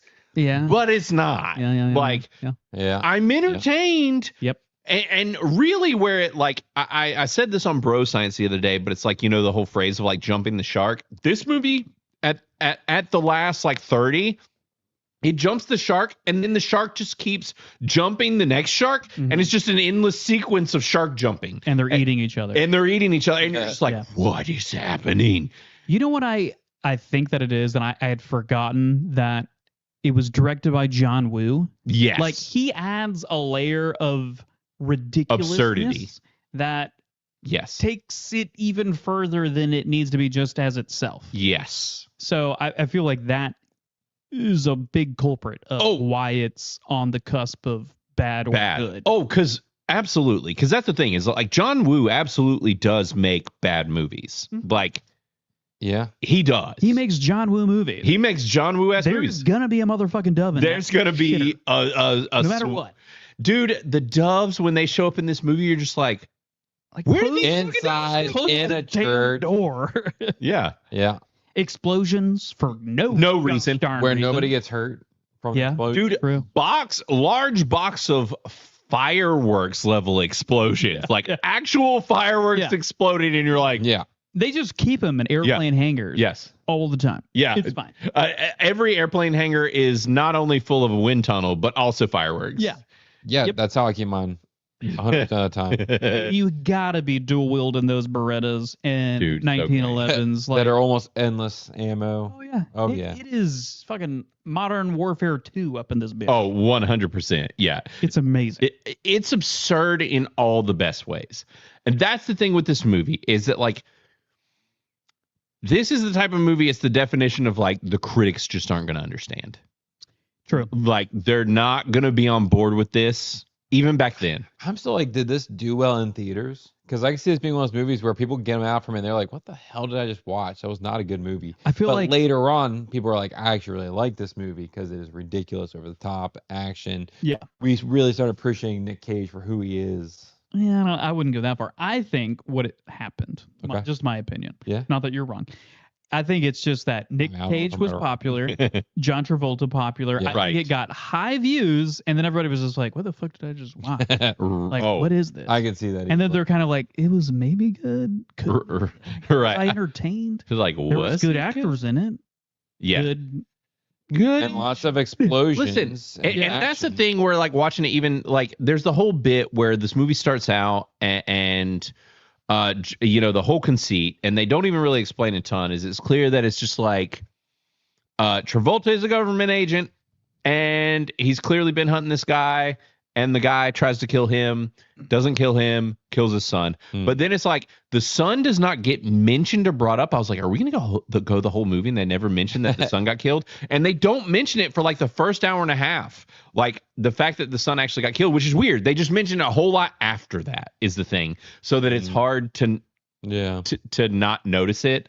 Like, but early on I was like, because he just talks about himself getting shot and his scar and all this stuff, but he doesn't ever really bring up the kid. Yeah, but that's what I like. That's one of the things I actually like about this movie. Because it's not one of those spoon feeding you like, oh, because he mentions, he's like, oh, the scar means a lot to me. Yeah, because he got shot.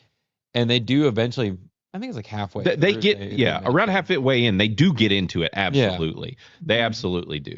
But so with that, acknowledge Jay's poop. What poop did Jay take? Oh, is Jay in here? Jay is in here. Sorry, I haven't been watching the chat, and I did see my wife finally came in here too. In the chat? So nothing in Canada yet. What Jay, are you in Canada, and did you poop? What is happening? I probably wouldn't. I'd have to be like in Canada for a week to poop. Are you hanging out with the second best hockey team in the world? Dude, yeah. Jay, you do need the shirt. This shirt is legitimately sick. I don't know if they'll have it near you, but it was in our local Target, and it's super nice. And I got it for literally like $12. It's Swatch. The Swatch? What is Swatch? Is that whatever What's the shirt you're wearing? It says Swatch. Swatch? Okay. I don't know what that means. It's Jaws backwards. Oh. Because the camera's mirrored. That took a minute. Swatch. Yeah, Swatch. Yeah, you should get the shirt, Jay. It's awesome. Swatch gets 100. Jaws gets 50. Right. That's right. Chat has not been happy with me wearing this shirt, Jay. They've been struggling. It's not been going well. They're kind of mad about it. but I keep telling them that Jaws is my favorite movie. No one believes me. I keep telling them it's a hit job from Big Geeks and Gamers, but no one also believes me in this. Is this a Mandela effect? It's a Mandela. We talked about Mandelas at the start of the show, Chris. Oh, yeah? It all comes first circle. That's because full this circle. show is scripted, as everybody knows. Yes, everyone knows. Well, clearly the way that you're dressed is very much scripted. They don't believe me, but I keep telling them it's my favorite film. So, but this movie, man, is absurd. It's awesome.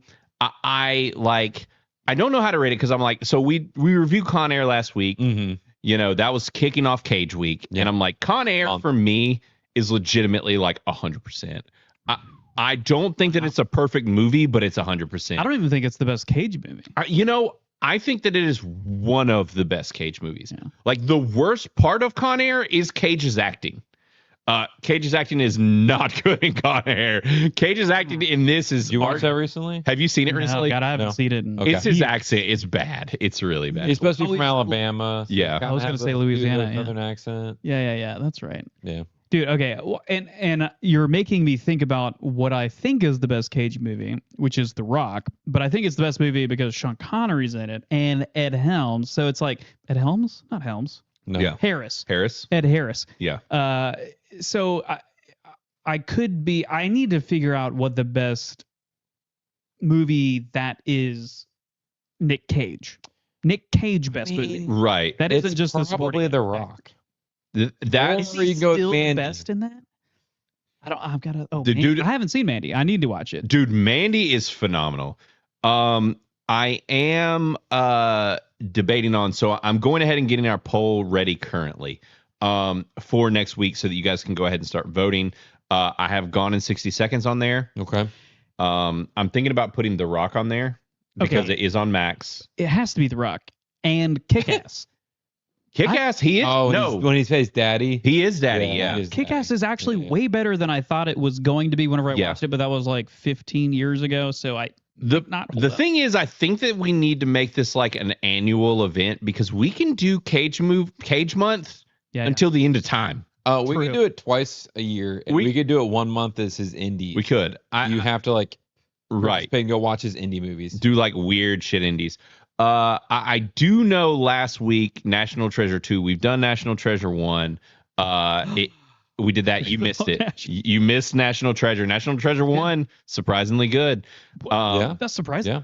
It is good. Yeah. Well, that's what's funny is we did Cage Month, but really it started last month because we did National Treasure, and then we were like, I think we should do Cage Month, and then Cage Month started. So well, we can do every month. We could really do every month. This could be the Cage show going forward. We just get cagey. We got to get Xena on here. Yeah, we should at some point. Yeah. Also, though, like I didn't realize, but like his last name is not Cage, and he's actually a Nepo. No. He's a legit stage name. That's a stage name. He's a Nepo baby. He's a Nepo baby, and I had no idea. Oh yeah, it's not surprising. I don't know that I knew that, but his dad's a very famous director. And no. His uncle or grandfather something. Yeah. So he's a Coppola. He's related to Francis Ford Coppola. So his real name is Nicholas Kim Coppola, and he changed it because his middle name's Kim. Yeah, his middle name is Kim. Lady boy. Wow. Exactly. Embarrassing.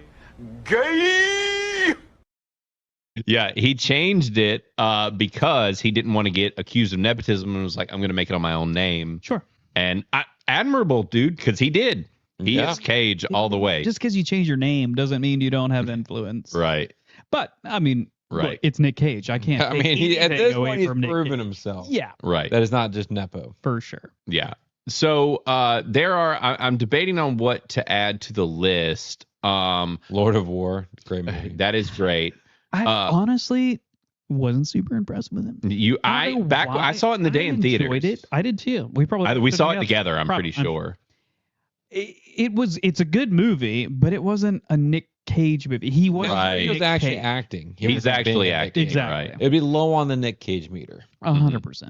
Yeah, no, I agree. What I've been rattling around just due to this time period, the things that we've been reviewing so far, and this like earlier Cage era, is right now on the poll.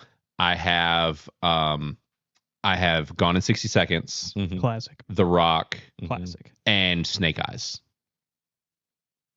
Why am I drawing a blank with Snake Eyes, interestingly enough, has some really weird connections to the Charlie Kirk assassinations. It's really wild, which we could talk about.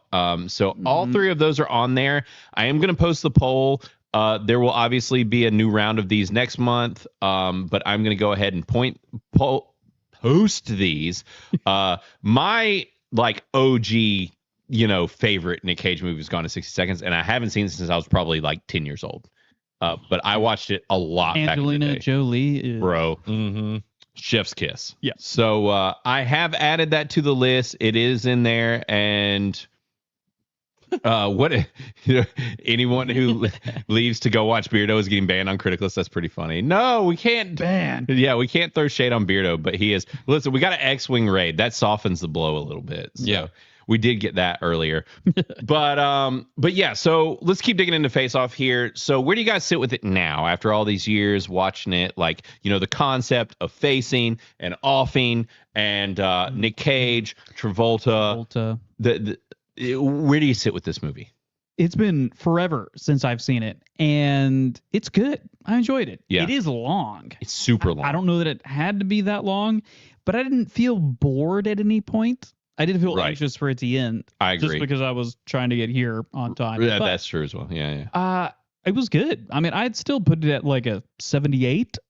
I'd probably did just below an 80. It might be an 80. But yeah, it was good. I enjoyed it. Yeah. So watching this, it did take me, because it was longer than I expected. It took me like 2 or 3 sit downs, because I was like, I kept having to go do other things. But I was like all in on this movie. Absolutely. Yeah.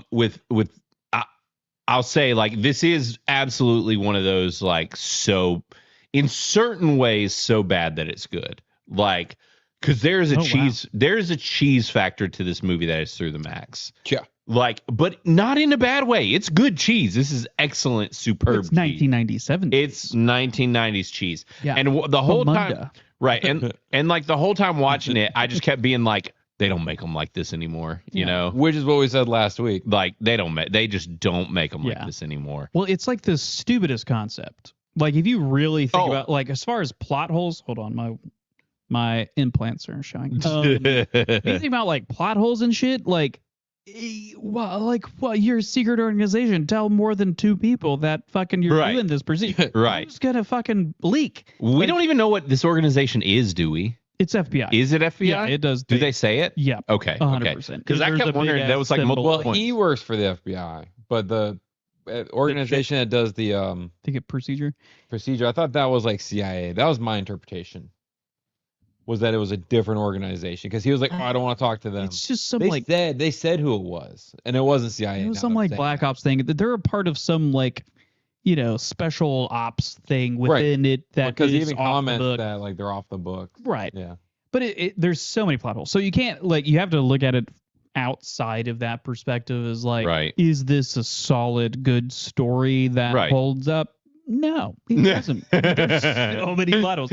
But is it enjoyable? It is enjoyable. Well, and that's what I was getting at earlier with like the mentioning of Sun and different things where like they waited a while, where like, because the movie kept wanting to be like, hey, don't forget, this is an action movie. This isn't a get sad about a dead kid movie. This is an action movie. John Woo. Yeah. Action. John Woo was like wanted to make it really clear. And so, I mean, this movie is over the top in every way, especially in the last 30 minutes. Mm-hmm. I think it is entertaining. It's exciting. It's goofy. I had fun with it. I think I'm probably going to put it at like a 79 or something. Like I really love it, but like it is not without its problems. Mm-hmm. And like I think Cage is a blast in this movie. Like he looks like he is having the time of his life. Yeah. And then on the same hand, you've got Travolta, who you're like, I wonder how Travolta was adjusting to dealing with Cage in this movie. I will say I really respect their acting chops in this. Yeah. I know it's weird to say for Travolta and Cage, but like for them to kind of like they start off the first 15, 20 minutes of the movie kind of laying the foundation for these characters and how they act. And then they have to swap into those characters. I think they did a really good job of like portraying the other character and their I mean, it definitely came across as believable. Yeah. With how they acted. Right. So Blaine, and Chris, I'm in the same boat as you guys. Yeah. Like I enjoyed this movie. I'm not gonna run out to watch this movie again. Right. For me, this is a 75-ish% movie. Yeah. Okay. I really enjoy it. I don't think I like John Woo movies. Right. Especially his American movies. I think I like Hard Boiled, but I haven't watched it in a Okay. long time. But I had the same feeling when I watched Mission Impossible 2. I was just like, I remember liking this way more, and I don't like this as It's because much. he And makes cheesy ass movies. Yeah. I mean, not one directional, but like, But he's very heavy-handed in his style. Yeah. And it comes across very clearly. It's a John that Woo it's a movie. John Woo movie. Yeah. 100%. And that's what you feel. It's going to be campy. It's going to have over the top action. Yeah. The action scenes might not make sense. Like there's so much action at the end of this movie. There's a raid on a freaking apartment complex place where they're shooting at children. The cops are just and shooting the at cops kids. didn't care at all. Cops didn't care at all. Like logic goes out the window in this movie. Yeah. Like you have to separate. You're just like, this is a nonsense action movie. Yeah. It's Nick Cage and John Travolta being ridiculous. They get their faces cut off. There's no scars. Like there is clearly like Nick Cage is probably a PDF file. Like Could be. you know, he's Adobe for sure. yeah, for sure. He is doing some creepy weird shit. Like there's the point where he grabs the girl's ass when she's in the choir, and I showed Sid because I was like, you have to see this scene. Like you have to know what this meme comes from. You need to see it. Yeah, it's so insane. He's like swinging his head around, and he's like grabbing the ass, and he's just like, you know, it's. Just, I really don't think anybody knows where that meme comes from. Yeah, or that he's grabbing like a woman's ass at. Well, it's not even. I think the chick's like 16. Like she's in a choir. In a choir. I did not get that she was that young. All the other kids. No. There was a lot of adults though in it too. No, but I'm talking about it because I was thinking about that while I was watching it. Yeah, and there was a lot of like adults in that. I don't know. Sid's first instinct was like, that girl looks really young, and like all the people on her row were very young. I mean, like, maybe, but I did not. Then get that. he also hits on John Travolta's daughter, who's underage, and it's very creepy. And you're like, oh no, are we going there? Is this movie going there? And then it doesn't, and you're like, instead he's fatherly. He's just like, this is how you protect yourself by murdering people. Fatherly. By handing her a switchblade. Yeah. Which ended up getting him stabbed later in the movie. It came full circle. So, but yeah, there's some weird shit in this movie. It's so fun though. It is. It's a good time. Yeah. Like it's 2:15, I think, long, but I was never bored during any of it. But they could have cut out at least, I think, they 30 100% could. minutes of the movie. Yeah. And it probably would have tightened it up a good bit and made it feel a little more agreed appropriate for what it should have been. For sure. Yeah. It's one of those. I don't know that I'll like rush back to this one, but it is so quotable. It's so, which there's so many things that are quotable. You know, the Face Off and whatever. Oh, yeah. Like you can't mention this movie without being like Face Off. Also, John Travolta does this over the weirdest, like, what's the word I'm looking for? Like term of endearment, or like signal of endearment. I don't know what's the term for that, but it's the weirdest thing ever for it to be like the thing that triggers like, oh, you're actually him. You're that it's guy. Like, because I touch people's faces. You like clearly a blind person, right? Not blind. I just kept every time he did that. I kept hearing my wife's voice being like, you're putting your oils on my skin. You're going to give me acne. Like, that's what I kept hearing over and over again every time that happened. Yeah. So, but he's just rubbing his family's face constantly, apparently. It is like the science it's kind of like the Doctor Who, like it's timey-wimey stuff. You know, it's like, it's sciencey-wincy stuff. It's like you just wave it away. There's no scars. Also, regular doctors can totally fix John Travolta and make him not look like Nick Cage without scars or anything, even though it's not a specialized doctor. And even the knife scars, which Nick Cage did to Travolta all over as his he was face. Travolta to like scar it. Yeah. Didn't matter. scars are gone in this reality. Just add those scars. Laser beams. Right. Yeah. Dude, fucking boat chase though. The boat chase is wild. That was badass. Yeah. That was cool. It was really cool watching them actually like, because they'd worry about the controls and they'd be like, oh shit, we have to jump back in the helm real quick. Right. Yeah. And I feel like a lot of times they could have just waved that away. That's why some of the things in this movie are so cool. Oh, there are great. very cool elements. In Well, this fight. that like, is there was the a John scene Woo where he thing. like you see the bullet coming out of the gun. It was like Yeah. a second, half of a second. Which You they had see to the CG bullet edit. come out. They had to like CG edit back then. Yeah. You know, is do a bullet coming out of a gun. Like 2 years before The Matrix. Right. Yeah. So like there are some for all the absurdity, for all the ridiculousness, it's a blast. Like it's a very fun movie. It's a good time. Like I'm glad I watched it again. I'm glad I saw it in its entirety. Same. Like yes, it's nonsensical. Yes, but like that is kind of the thing is, as we said before, they don't make action movies like this anymore where they don't give shit. So like this is an action movie. You're going to have fun. But like at the same time, I still enjoy this more than something like we watched one of the more recent Jason Statham movies, which we reviewed on this channel. Workman? Workman. Which is like, it should fall in this camp, but it didn't for me, where like I really disliked it. Yeah, they did stupid shit in that movie. You really disliked The Workman? Yeah, I did dislike Workman. Yeah. We both did. I thought you did too, but maybe you didn't. I could have. Maybe. But I think I disliked it more just because of the premise. I don't know. Right. I think that's the thing is the struggle, because now it is like you're threading the needle of like the cheese and the fun and but it's like those type of movies should be kind of the closest thing to something like this. I think maybe that's my thing, is that like 9 times out of 10 for me, Jason Statham, when I like him, is when he does work with Guy Ritchie. Like that's when I like Jason Statham. Otherwise, he's very one note. Yeah, he's an extremely one-dimensional actor. What's the job? Like, he says that and then he does the job. He cannot be. He's a good worker, B. Right. He cannot be compared to Cage. Like Cage is such a better actor than Statham. Yeah, all day. I will. They're very different actors. I would never compare them all day. Yeah. I do want to point out, as we keep trucking, we are currently Gone in 60 Seconds and The Rock are tied. Everyone that is watching needs to go vote right now, because you're going to control what we review next week, and it is a dead tie. And I know y'all can do better than this. We got 31 votes. Last week we had like nearly 100. You guys, let's go ahead, get those reviews or get those votes in, because I want to know what y'all want to review next week for Cage Month, because I could watch The Rock or Gone in 60 Seconds. I'm going to be super happy. Snake Eyes got blown out of the water by these two movies. I think Snake Eyes is a movie that most people don't know. Yeah, I think it is, or what to expect from it. I've really forgot about it. The Rock is literally my favorite Nick Cage movie. It is one of my like favorite action movies. True. Yeah, that's what I'm saying. Is like it might not even be because of Cage, but just the movie as a whole. Right. And it is pulling in the lead currently, guys. So keep voting. The Rock is winning right now. The Rock. Yeah, doing a double feature. You know, it's not out of the realm, but hey, listen, we want to save it up so that we can keep doing Cage Month. Right.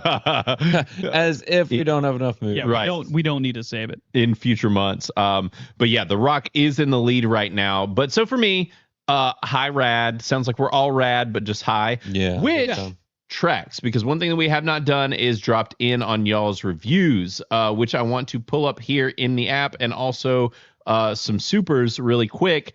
I did want to pull up Dr. Manzor for 5 said, I don't like to review movies without rewatching them, but I just wanted to throw my hat in the ring and say I love Face Off, probably an 82. Also totally fair score. Yeah. Like not far off from us, really. Within 4% of us. Yeah, exactly. So like I think that's totally fair. And I'm the same way, where like I pretty much in Criticless, if I haven't watched it recently, I don't review it. And sometimes I struggle where like even if I've waited like 6 months, unless I've made notes in my phone, I'm like, I'm going to have to watch it again, because I can't guarantee that this is going to be accurate. Like I want to watch it recently, because opinions can change like from time to time and from one viewing to another. Sometimes I'll even view something within, I mean, it's even like the new Superman movie. The first time I saw it, Matt and I talked about it last week. Both of us were like, oh man, this movie fucking sucks. And then we saw it again. We're like, you know, this is all right. Not that bad. Like, I don't hate it. Just like Supergirl, right?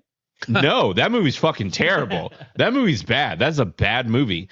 That is the flop of the year, I think. Yeah, dude. Supergirl might be the flop of the year. It's It's bad. Doo-doo. It's a bad movie. It's the worst James Gunn movie that James Gunn never made. It's not good. I was talking to somebody and he was like, "This isn't a James Gunn movie." I'm like, bro, it's a fucking James Gunn movie. It's a James Gunn movie. Yes, it is. Come on. Yes, it was directed by someone else. Yeah. He's leading DC. Yeah, well, and also a whole bunch of behind the scenes has come out, and it basically is like we witnessed the James Gunn cut of this movie. Like the director has basically all but come out and said like, "This is not the movie I made." Yeah, I'm sure they're all like, we don't want to be tied to this movie, right? Because this is going to sink our career, right? For real. And James Gunn is doing enough damage to himself because I can guarantee you, it's like we got freaking lanterns coming down the pipe, which I am almost willing to guarantee is going to be a hot pile of shit. Man of Tomorrow, I'm guessing they are going to be making edits in real time to that movie to try and fix it. And then the only one that might be okay is Clayface, which is weird because we don't even have a Batman yet. What are we doing? So James Gunn behind the cart, something like that. Yeah, I don't know what James Gunn is doing. I literally have no idea. Like, he's been huffing his own farts. Dude, he has a complete like ventilator system running directly from his ass into his face, and he is huffing them farts. And really quick, I did want to pull up Movies America dropped a $5 and said a hard-boiled, hard target, broken arrow face-off. John Woo was the maestro of action in the 90s after Paycheck. What a fall off for Woo. Yeah. Also, what was it? Echo versus Silver or whatever. That one was the last one I remember being like, people being like, this is so bad. Sounds vaguely. I'm trying to remember. It's not Echo. It was like X. I can't remember. Triple X? No. Yeah, X gonna give it to you. I'm pretty sure that was one of them. Was it Eek or something? Eek. Yeah. And he also Mission Impossible 2. Yeah. Like, you know, it's like he's done some, and that's everyone's least favorite not hard boiled, but Mission Impossible movie. Yeah, I rewatched all of them. Yeah. And I distinctly remember liking Mission Impossible 2 as a kid. And which makes sense. Rewatching, I was like, this is not a good movie. Yeah. Yeah, not good. So yeah, he has been doing things. He did direct the recent film Silent Night, which I was curious about because yeah, he's still alive. Yes, he is still alive. He is still directing. Good for him. Yeah, he's still doing things. So you know, he's as Movies America said, he fell off. Yeah. Right. But that had my attention simply because it's a Christmas movie and it's like an off-brand or like not a typical Christmas movie, and it stars Joel Kinnaman, who I really like. Yeah. It's like Joel Kinnaman's in something I'm like, I'll probably watch this. Yeah. So, but yeah, so we wanted to go ahead and get to y'all's reviews here really quick. It is sitting at a 77% on Criticless by 34 of you guys. Let's see here. So, Brandon, themes, a lot of language. Agree. A bit of nudity. I'm trying to think of what nudity. Okay, you see the daughter in her underwear. His ass in jail. Whenever okay. First goes to prison. So that is a bit. So I would agree with a bit. Yeah. Definitely not family friendly. Nope. A lot of violence. Yep. No political bias and a ton of entertainment. Yeah. Yeah, I agree with what you guys have voted on. We got Round Triangles here for a 78%. And as always, make sure to go follow everybody that participates in the show. We love that you guys drop your reviews and are in here and in the chat. All of that is super appreciated. And we're really grateful that you guys do all of that. But Round Triangles dropped his review and said, this film is both great and terrible. A fever dream of preposterous science. Also agreed. Geekazoid with a 69%, wasn't over the moon, but still that's a good score. Says extremely insane weird movie. Totally agree, brother. Probably toxic. Not a dude. Gave it an 84% and said this movie is insane. An unhinged good time. Gave it an 84%. Let's freaking go. And what genre is this movie? You ask. The answer is yes. Also true. Agreed. Yeah. Also very much agreed. Sarah Toby, who was also in the chat, gave it an 85% and said, does this movie have flying doves in it? John Woo, of course. John Woo? Yes. Yes. Of course. For the users with an 88%, let's go. Also one of our fellow Nick Cage lovers, And also to attribute for us pushing this Cage-o-meter within all of our Nick Cage movies in Criticless. And I also not a dude. Also not a dude. 88% love to see it, and said, I have to do a Cage-o-meter here. And she said 10 out of 10 full Cage. Absolutely agree. I think this movie is absolutely full Cage. Cage-o-meter? I agree, but it's also fitting for the character. So it's not as... But that's what makes it, because he could have not been so cagey. But it's like a literal sociopath. Yeah. Or a psychopath, I think, in this case. Right. So it's super fitting. It is fitting, but it's still full Cage. Oh, it 100% is. Yeah. I agree. Yeah, still full Cage. My Dixie for 60 says, someone please tell me what planet I'm on. The daughter, yep, me. So, yeah, agreed, dude. It's a wild movie. But, hey, still a positive review from Dixie, so we're happy. Yeah. That's what we love to see. And I miss good movies. The freaking legend here with an 81%. First off, let me say, you were mad, Jeremy, that I gave you a downvote last week because your review for Con Air was a rad. It was too fucking low. All right? But still a rad? He gave it a rad. He gave it a 70-something. That's too low for Con Air. Chris, don't give me that look. Con Air is the most excellent. All right, Mr. Hippo. Is there a hip? No. Con Air is the most excellent all day. It is Americana at its purest. It's over 50, so it's good. You're not wrong. But also, Con Air is amazing. Now, I think that on Miss Good Movies, he gave this a higher score than Con Air, which to me shows that he is really showing how un-American he actually is. Because, Con Air is the most American movie ever made. I mean, it is just pure Americana. This is about a prison. Listen, this is about... If there's anything we love here in America, it's putting people in jail, okay? But this is about a government organization taking Gestapo measures and killing everybody and face... very American.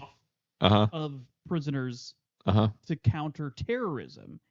Counterterrorism also very American. Very American. Very American. Yeah. I don't know. Listen, it's not American because Nick Cage is not a brown person. Okay? Is he a brown person? Be a true terrorist in America, you have to be. I agree. I succeeded.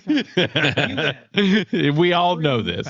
We all know this. But yeah, 81% by I Miss Good Movies. You know what? I'll give you a thumbs up. He said Cage-o-meter 80% is still not high enough. I don't know. What's full Cage then? If this is what movie's full Cage? I think Jeremy's slipping, guys. Wicker Man. Oh, that's a lot of Cage in Wicker Man. Mandy, full Cage. True. I'm almost wondering if we should end Cage Month with it. High Tide also joined Crit Club recently, and edits, High Tide, if you don't know, edits my solo videos. So good people. High Tide gave it a 65, and he said it's insane, it's dumb, it's also fun. Yes. Yeah. Absolutely agreed. Low. Yeah, it's too low. Yeah, but I can also see that being appropriate. Right.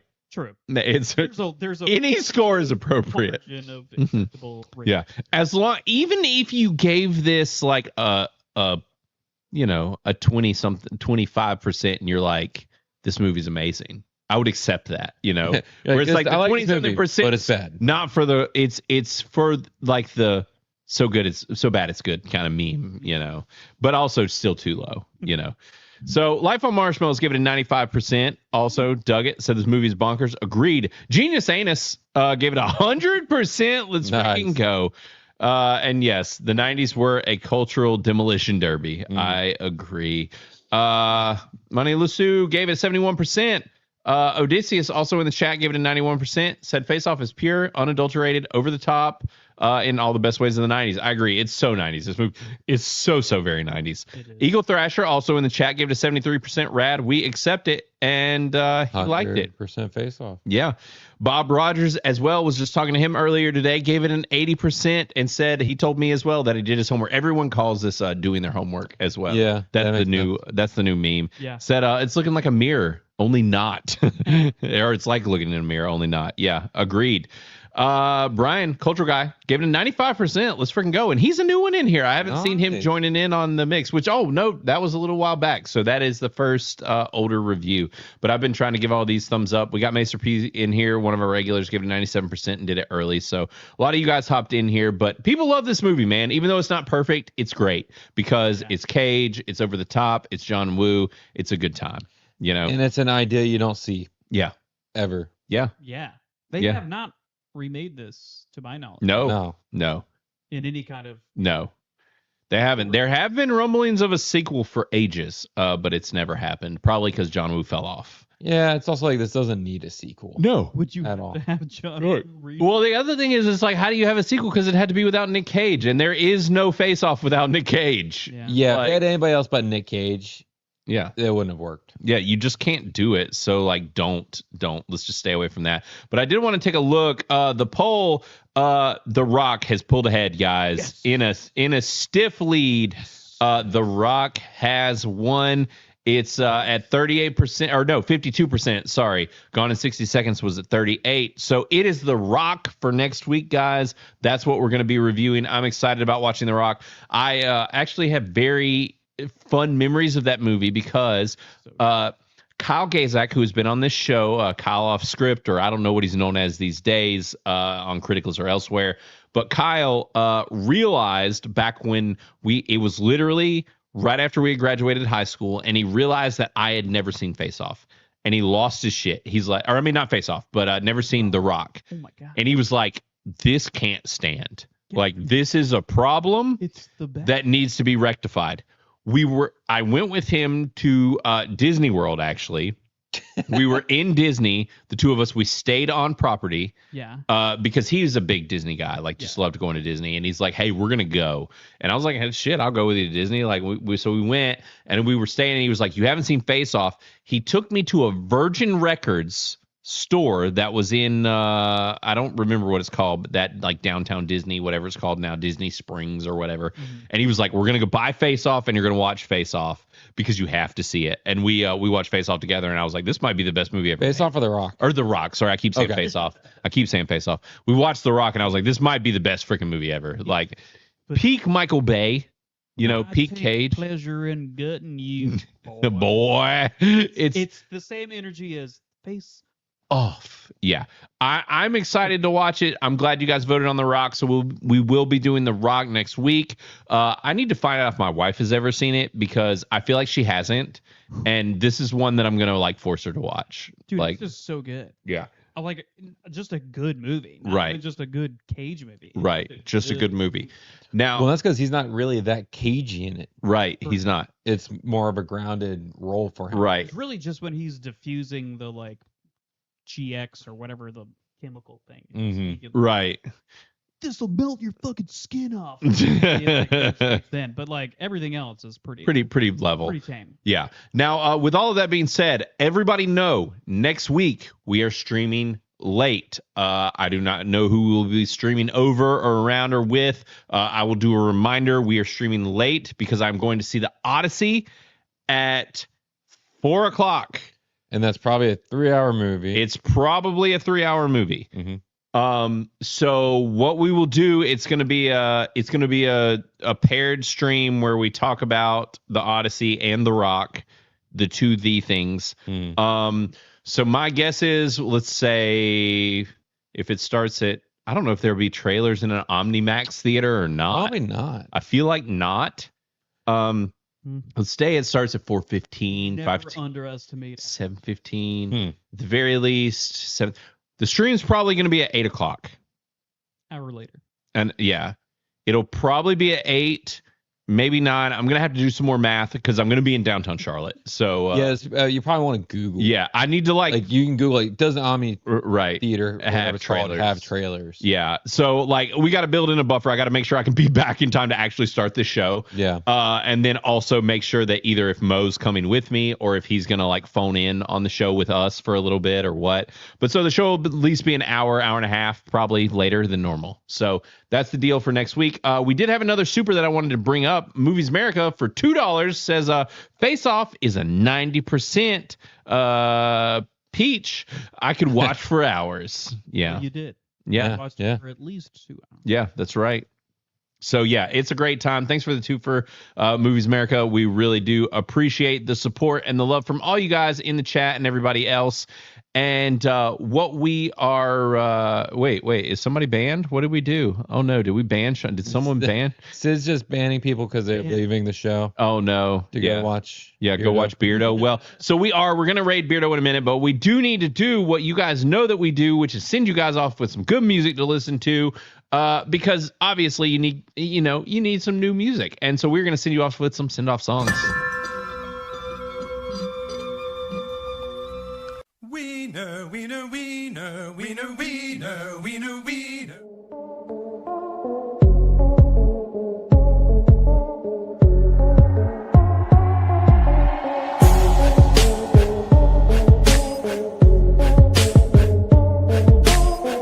Send off songs.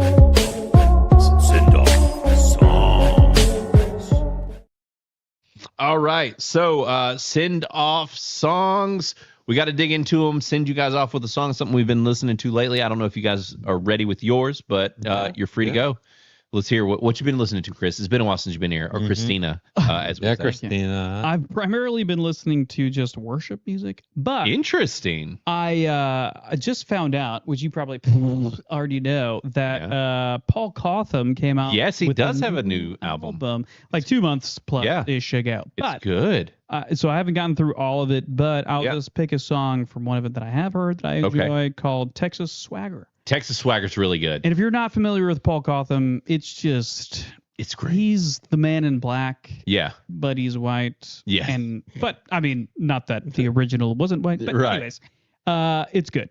Yeah, Paul Cotham's great. We've seen him live how many times now? Like 4 or 5. Yeah, he's probably my most watched live art. Well, right. Outside of that one band that you see out, Susto. Yeah, you see Susto a lot. But outside of that, Paul Cotham. We've seen Paul Cotham live a lot. He is excellent. Listen to him. Listen to his new album. He needs the support. He actually he had cancer and oh really? Yeah, and he's also got a kid on the way. He's had a lot going on. Wow. So I'm surprised his album even came out.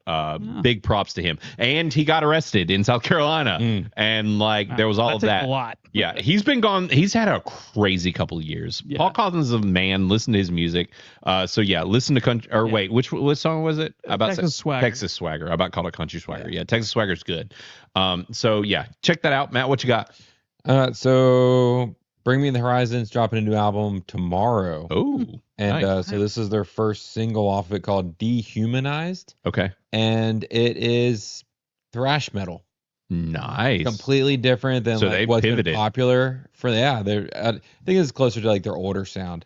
But this song in particular is just like thrash. Okay, it's a lot of fun. I'm curious to see what the rest of the album sounds like because their popular music is not normally like this. Right. This is more like my alley of their music. Harder. Oh yeah, because it's just heavy. It's hard. You don't know what he's saying because it's just screaming and thrash. Right. It's legitimately hardcore. Because their OG stuff was more like screamo. Yeah. Right. Yeah. And then they sprinkle in some soft songs, and those are what get them their listens and their follows. Yeah. And then they're like, but also, we have a lot of You're screaming metal. Huh? Yep. I'm excited to see their album.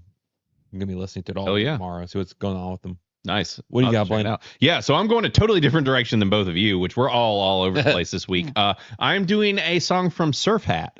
These guys they're kind of like Wallows and those type of bands where they're like this indie, but it's like surf rock. They're kind of modern indie surf rock. So they're good. It's fun. It's a chill song. And the song is called Bowling Alley Thug. So Bowling Alley Thug by Surf Hat. It is very much surf rock. It's chill, mellow. If you like Wallows and those type of bands, it's in that vibe. Very chill, really good song. So check it out. Bowling Alley Thug from Surf Hat. And I think that is going to be it for this week. We are going to be reviewing The Rock next week, and we're sending you over to Beardo because you know what? This is a bro science kind of a pass along here. X-Wing sent and destroyed his audience by sending them over to Christina over here, and then we are going to send you guys over to Beardo. So tell him what's up, and he needs the love. He's currently playing Assassin's Creed Black Flag, which just dropped. I am very curious about the remake, or it's not a remaster. It's a remake. It's just a remake. It is a remake. I'm curious about it. I hope it's good. That's what he's streaming. So we're sending you guys over to him. So everybody, take it easy. This has been a fun one. We'll be back with The Rock next week, and we'll talk to you next time. Later. Later, guys. Peace. I'm just trying to figure you out. No, it's not going to be easy for you. Why is it not going to be easy? You're not bright enough. How's that?